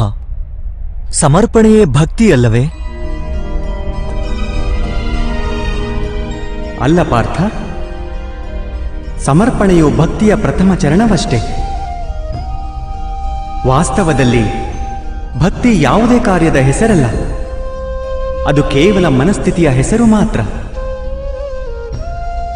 ಅವಶ್ಯವಾಗಿ ಮನುಷ್ಯನು ಜಪ, ತಪ, ಯಜ್ಞ, ಯಾಗ, ಯಮ, ನಿಯಮ, ಯೋಗ ಹಾಗೂ ಸ್ವಯಂ ಅಧ್ಯಯನದ ಮೂಲಕ ಅಂತರಂಗವನ್ನು ಶುದ್ಧಿಗೊಳಿಸಿಕೊಳ್ಳಬೇಕು ಹಾಗೂ ಪರಮಾತ್ಮನ ಪ್ರತಿ ಸಮರ್ಪಿತನಾಗಿರಬೇಕು. ಮನುಷ್ಯ ತನ್ನ ಎಲ್ಲ ಕಾರ್ಯಗಳ ಫಲಗಳು, ತನ್ನ ಜೀವನದ ಪ್ರತಿಯೊಂದು ಉಸಿರನ್ನು ಪರಮಾತ್ಮನಿಗೆ ಸಮರ್ಪಿಸುತ್ತಲಿರಬೇಕು.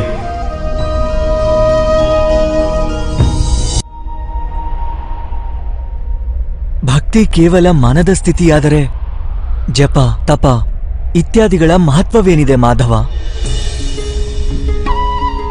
ಹೇಗೆ ಇಂದು ಶುದ್ಧ ಮಾಡಿದ ಪಾತ್ರೆಯು ನಾಳೆ ಮತ್ತೆ ಕೊಳೆಯಾಗುವುದು, ಹಾಗೆಯೇ ಮನುಷ್ಯನ ಮನಸ್ಸು ಮತ್ತೆ ಮತ್ತೆ ಪರಮಾತ್ಮನಿಂದ ದೂರವಾಗುತ್ತದೆ. ಆದ್ದರಿಂದಲೇ ಅವಶ್ಯವಾಗಿ ಜಪ ತಪ ಸ್ವಯಂ ಅಧ್ಯಯನ ಇತ್ಯಾದಿಗಳ ಮೂಲಕ ತನಗೆ ತಾನೇ ಇದನ್ನು ನೆನಪಿಸಿಕೊಳ್ಳುತ್ತಿರಬೇಕು. ತನ್ನ ಜೀವನ ಪರಮಾತ್ಮನಿಗೆ ಸಮರ್ಪಿತವಾಗಿದೆ ಎನ್ನುವುದು. ಯಾವ ತಟದಲ್ಲಿ ಮುಳುಗೇಳಬೇಕೋ ಅದಕ್ಕೆ ಮಹತ್ವವಿಲ್ಲ, ಮಹತ್ವವಿರುವುದು ಮುಳುಗೇಳುವುದಕ್ಕೆ. ಭಕ್ತಿಯೋಗಕ್ಕೆ ಒಂದೇ ಸಾರವಿದೆ ಪಾರ್ಥ.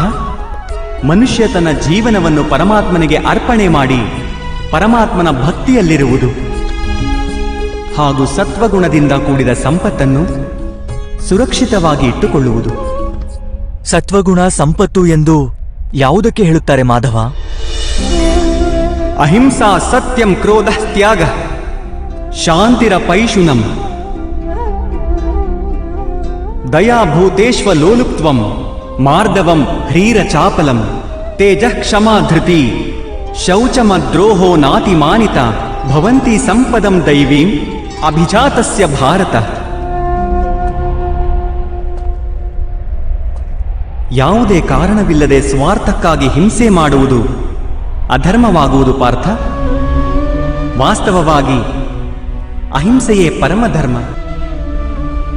ಹಾಗೂ ಅದರೊಂದಿಗೆ ಸತ್ಯ, ಕ್ರೋಧ ಮಾಡದೇ ಇರುವುದು ತ್ಯಾಗ, ಮನದ ಶಾಂತಿ, ನಿಂದನೆ ಮಾಡದೇ ಇರುವುದು ದಯಾಭಾವ, ಸುಖದೆಡೆಗೆ ಆಕರ್ಷಿತನಾಗದೇ ಇರುವುದು, ಯಾವುದೇ ಕಾರಣವಿಲ್ಲದೆ ಯಾವುದೇ ಕಾರ್ಯ ಮಾಡದೇ ಇರುವುದು ವೇಗ, ಕ್ಷಮೆ, ತಾಳ್ಮೆ, ಈ ಶರೀರದ ಶುದ್ಧತೆ, ಧರ್ಮದ್ರೋಹ ಮಾಡದೇ ಇರುವುದು ಹಾಗೂ ಅಹಂಕಾರ ಮಾಡದೇ ಇರುವುದು, ಇವೆಲ್ಲ ಗುಣಗಳನ್ನು ಸತ್ವಗುಣ ಸಂಪತ್ತು ಅಥವಾ ದೈವಿ ಸಂಪತ್ತು ಎನ್ನಲಾಗುವುದು. ಇವುಗಳಿಂದಾಗಿಯೇ ಮನುಷ್ಯ ಪರಮಾತ್ಮನ ಅರ್ಥಾತ್ ನನ್ನ ಭಕ್ತಿ ಮಾಡುತ್ತಾನೆ. ಜೀವನದ ಕರ್ತವ್ಯಗಳ ಪಾಲನೆ ಮಾಡುತ್ತಾ ಧರ್ಮದ ಸ್ಥಾಪನೆ ಮಾಡುತ್ತಾನೆ ಹಾಗೂ ಕರ್ಮಫಲದ ಅಪೇಕ್ಷೆಯನ್ನು ತ್ಯಜಿಸಿ ಜೀವನ ಮಾಡುತ್ತಾನೆ. ಅಂಥವರಿಗೆ ನಾನು ನಿಸ್ಸಂದೇಹವಾಗಿ ಈ ಜನ್ಮದಲ್ಲಿ ಸಂತೋಷ ನೀಡುತ್ತೇನೆ ಹಾಗೂ ಮೃತ್ಯುವಿನ ನಂತರ ನನ್ನ ಅಂತರಂಗದಲ್ಲಿ ಸ್ಥಾನ ನೀಡುತ್ತೇನೆ.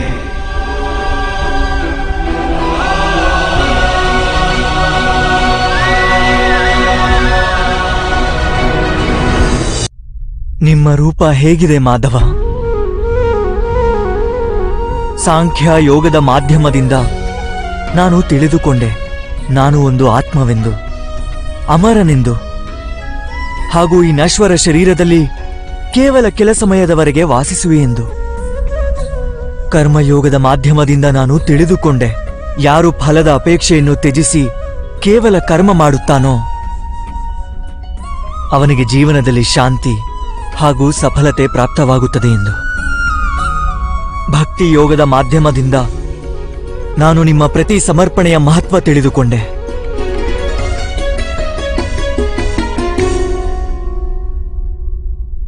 ಆದರೆ ಮಾಧವ, ನೀವು ಹೇಳಿದ್ದಿರಿ ಇಲ್ಲಿ ಎಲ್ಲೆಲ್ಲೂ ಮನುಷ್ಯನಲ್ಲ ಕೇವಲ ಪರಮಾತ್ಮನಿರುವನೆಂದು. ಆದರೆ ಈಗಲೂ ನನಗೆ ಇಲ್ಲಿ ಕೇವಲ ಮನುಷ್ಯರು ಕಾಣುತ್ತಿರುವರು, ಕೇವಲ ಮನುಷ್ಯರು ಮಾಧವ.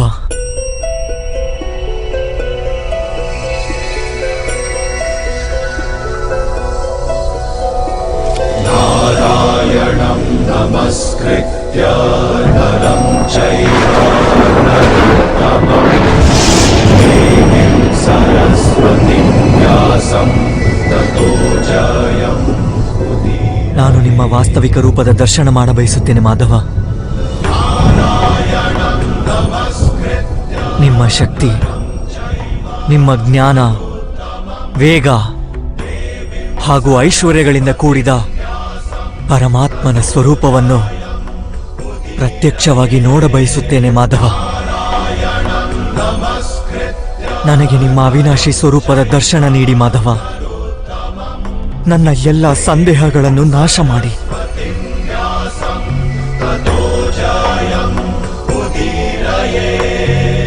ನನಗೆ ನನಗೆ ದರ್ಶನ ಕರುಣಿಸಿ ಮಾಧವ. ನೋಡು ಪಾರ್ಥ,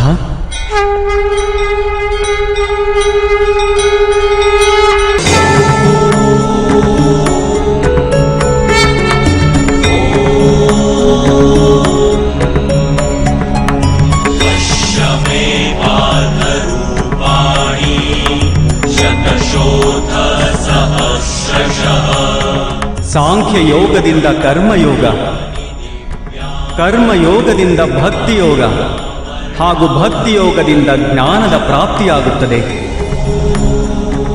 ನನ್ನ ವಿಶ್ವರೂಪ ದರ್ಶನವನ್ನು ಮಾಡುವುದೇ ವಾಸ್ತವಿಕವಾದ ಜ್ಞಾನವು ಅರ್ಜುನ. ಇದೇ ಒಂದು ಜ್ಞಾನವು ವಿಶ್ವದಲ್ಲಿ ಎಲ್ಲ ಜ್ಞಾನ ಹಾಗೂ ವಿಜ್ಞಾನಗಳ ಆಧಾರವಾಗಿದೆ. ಇದೇ ಜ್ಞಾನವು ಮುಕ್ತಿಯನ್ನು ದೊರಕಿಸಿಕೊಡುತ್ತದೆ. ದೇವತೆಗಳಿಗೂ ಯಾವ ದರ್ಶನ ಸುಲಭವಾಗಿ ಪ್ರಾಪ್ತವಾಗುವುದಿಲ್ಲವೋ ಅಂತಹ ವಾಸ್ತವಿಕ ರೂಪವನ್ನು ನಿನಗೆ ತೋರುತ್ತಿರುವೆನು ಅರ್ಜುನ. ನಾನೇ ಈ ಪೃಥ್ವಿಯ ಕಣ ಕಣದಲ್ಲೂ ವಾಸವಾಗಿರುವೆ. ಹಾಗೂ ಈ ಪೃಥ್ವಿ, ಸೂರ್ಯ, ಚಂದ್ರ, ನಕ್ಷತ್ರ ಹಾಗೂ ತಾರಾಮಂಡಲಗಳು ನನ್ನೊಳಗೆ ವಾಸ ಮಾಡುತ್ತವೆ. ನಾನೇ ಸತ್ಯ, ನಾನೇ ಸಂಪೂರ್ಣ, ನಾನೇ ಜೀವ, ನಾನೇ ಶಿವ. ಅಕ್ಷರದಲ್ಲಿ ಆಕಾರ ನಾನು, ವೇದಗಳಲ್ಲಿ ಸಾಮವೇದ ನಾನು, ದೇವರಲ್ಲಿ ಇಂದ್ರ ನಾನು, ಪ್ರಾಣಿಗಳಲ್ಲಿ ಚೇತನ ನಾನು, ಯಕ್ಷರಲ್ಲಿ ಕುಬೇರ ನಾನು, ರುದ್ರರಲ್ಲಿ ಶಂಕರ ನಾನು, ವಸುಗಳಲ್ಲಿ ಅಗ್ನಿ ನಾನು, ಪರ್ವತಗಳಲ್ಲಿ ಸುಮೇರು ನಾನು, ಹಾಗೂ ಋಷಿಗಳಲ್ಲಿ ಭೃಗು ನಾನು, ಧ್ವನಿಗಳಲ್ಲಿ ಓಂಕಾರ ನಾನು, ಯಜ್ಞಗಳಲ್ಲಿ ಜಪ ನಾನು, ಹಾಗೂ ವೃಕ್ಷಗಳಲ್ಲಿ ಪವಿತ್ರ ಅಶ್ವತ್ಥ ವೃಕ್ಷ ನಾನು. ಬುದ್ಧಿಯಲ್ಲಿ ಸ್ಮೃತಿ, ವಿವೇಕ, ಸಹನೆ ಹಾಗೂ ಕ್ಷಮೆ ಎಲ್ಲವೂ ನಾನೇ.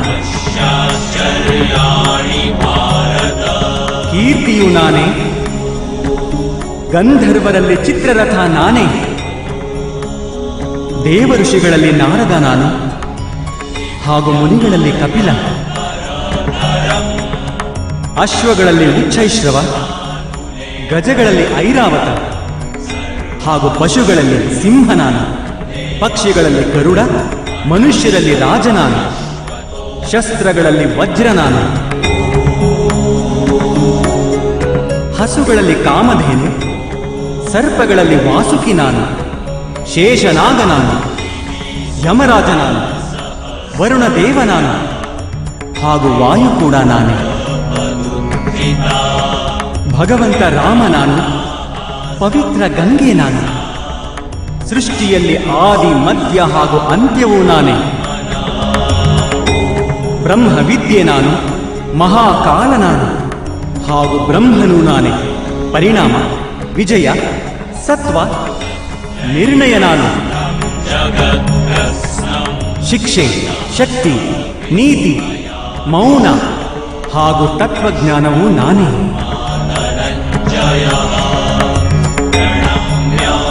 ವಾಸುದೇವ ನಾನು, ಅರ್ಜುನ ನಾನು, ವೇದವ್ಯಾಸ ನಾನು. ಅಂಥದ್ದೇನೂ ಇಲ್ಲ ಯಾವುದು ನಾನಲ್ಲವೋ. ಅಂಥ ಯಾವುದೇ ಸ್ಥಳವಿಲ್ಲ ಎಲ್ಲಿ ನಾನಿಲ್ಲವೋ. ನಾನೇ ಸಮಯವೂ ಹೌದು, ನಾನೇ ಜೀವನ ಹಾಗೂ ಮೃತ್ಯುವೂ ಹೌದು ಅರ್ಜುನ. ಇಲ್ಲಿ ಉಪಸ್ಥಿತರಿರುವ ಎಲ್ಲ ಮನುಷ್ಯರ ಮೃತ್ಯುವಾಗಿ ನಿಂತಿರುವೆ ನಾನು.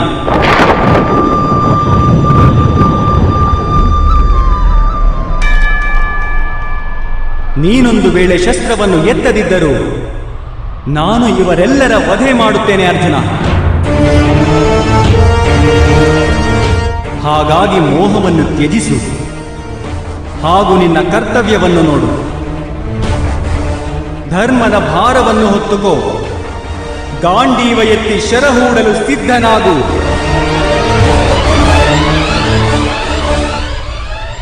ಯುದ್ಧ ಮಾಡು ಅರ್ಜುನ, ಯುದ್ಧ ಮಾಡು.